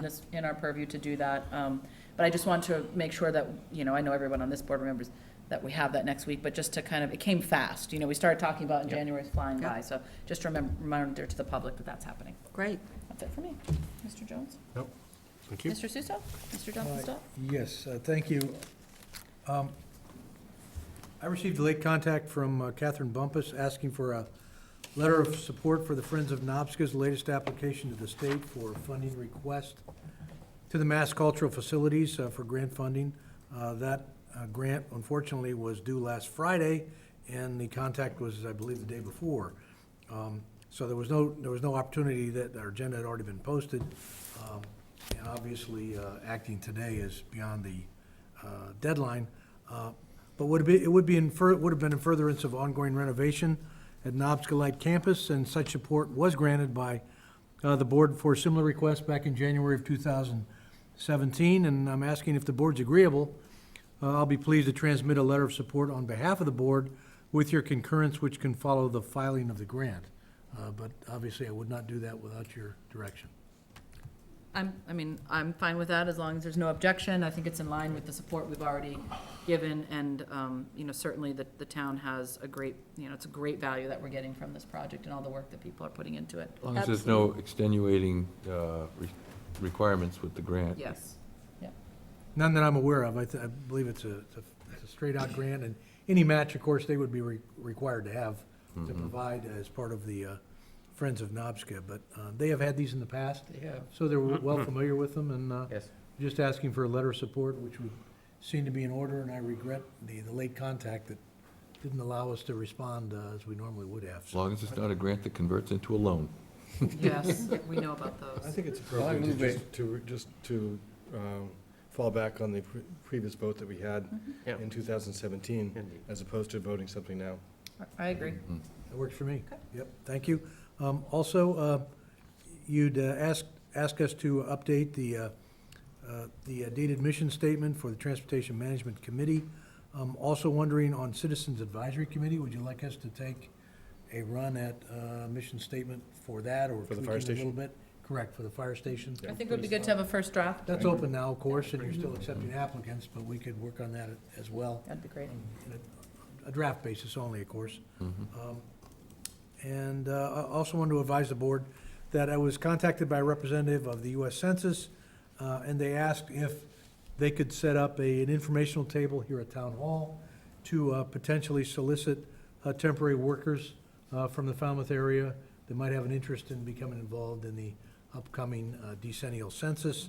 And I'm certainly agreeable to that and setting up something in our entryway here for a day or two with that representative. And unless the board has a specific objection, we will make that happen. No, I think great. it's, I mean, the census is hugely important. And I think that the kind of going wage is 22, or it's some of the positions are $22 an hour, 24, 18. So if folks are looking for some part-time work, this is, you know, kind of a tough time of year for a lot of folks who live here. Come in and see this individual and get the information.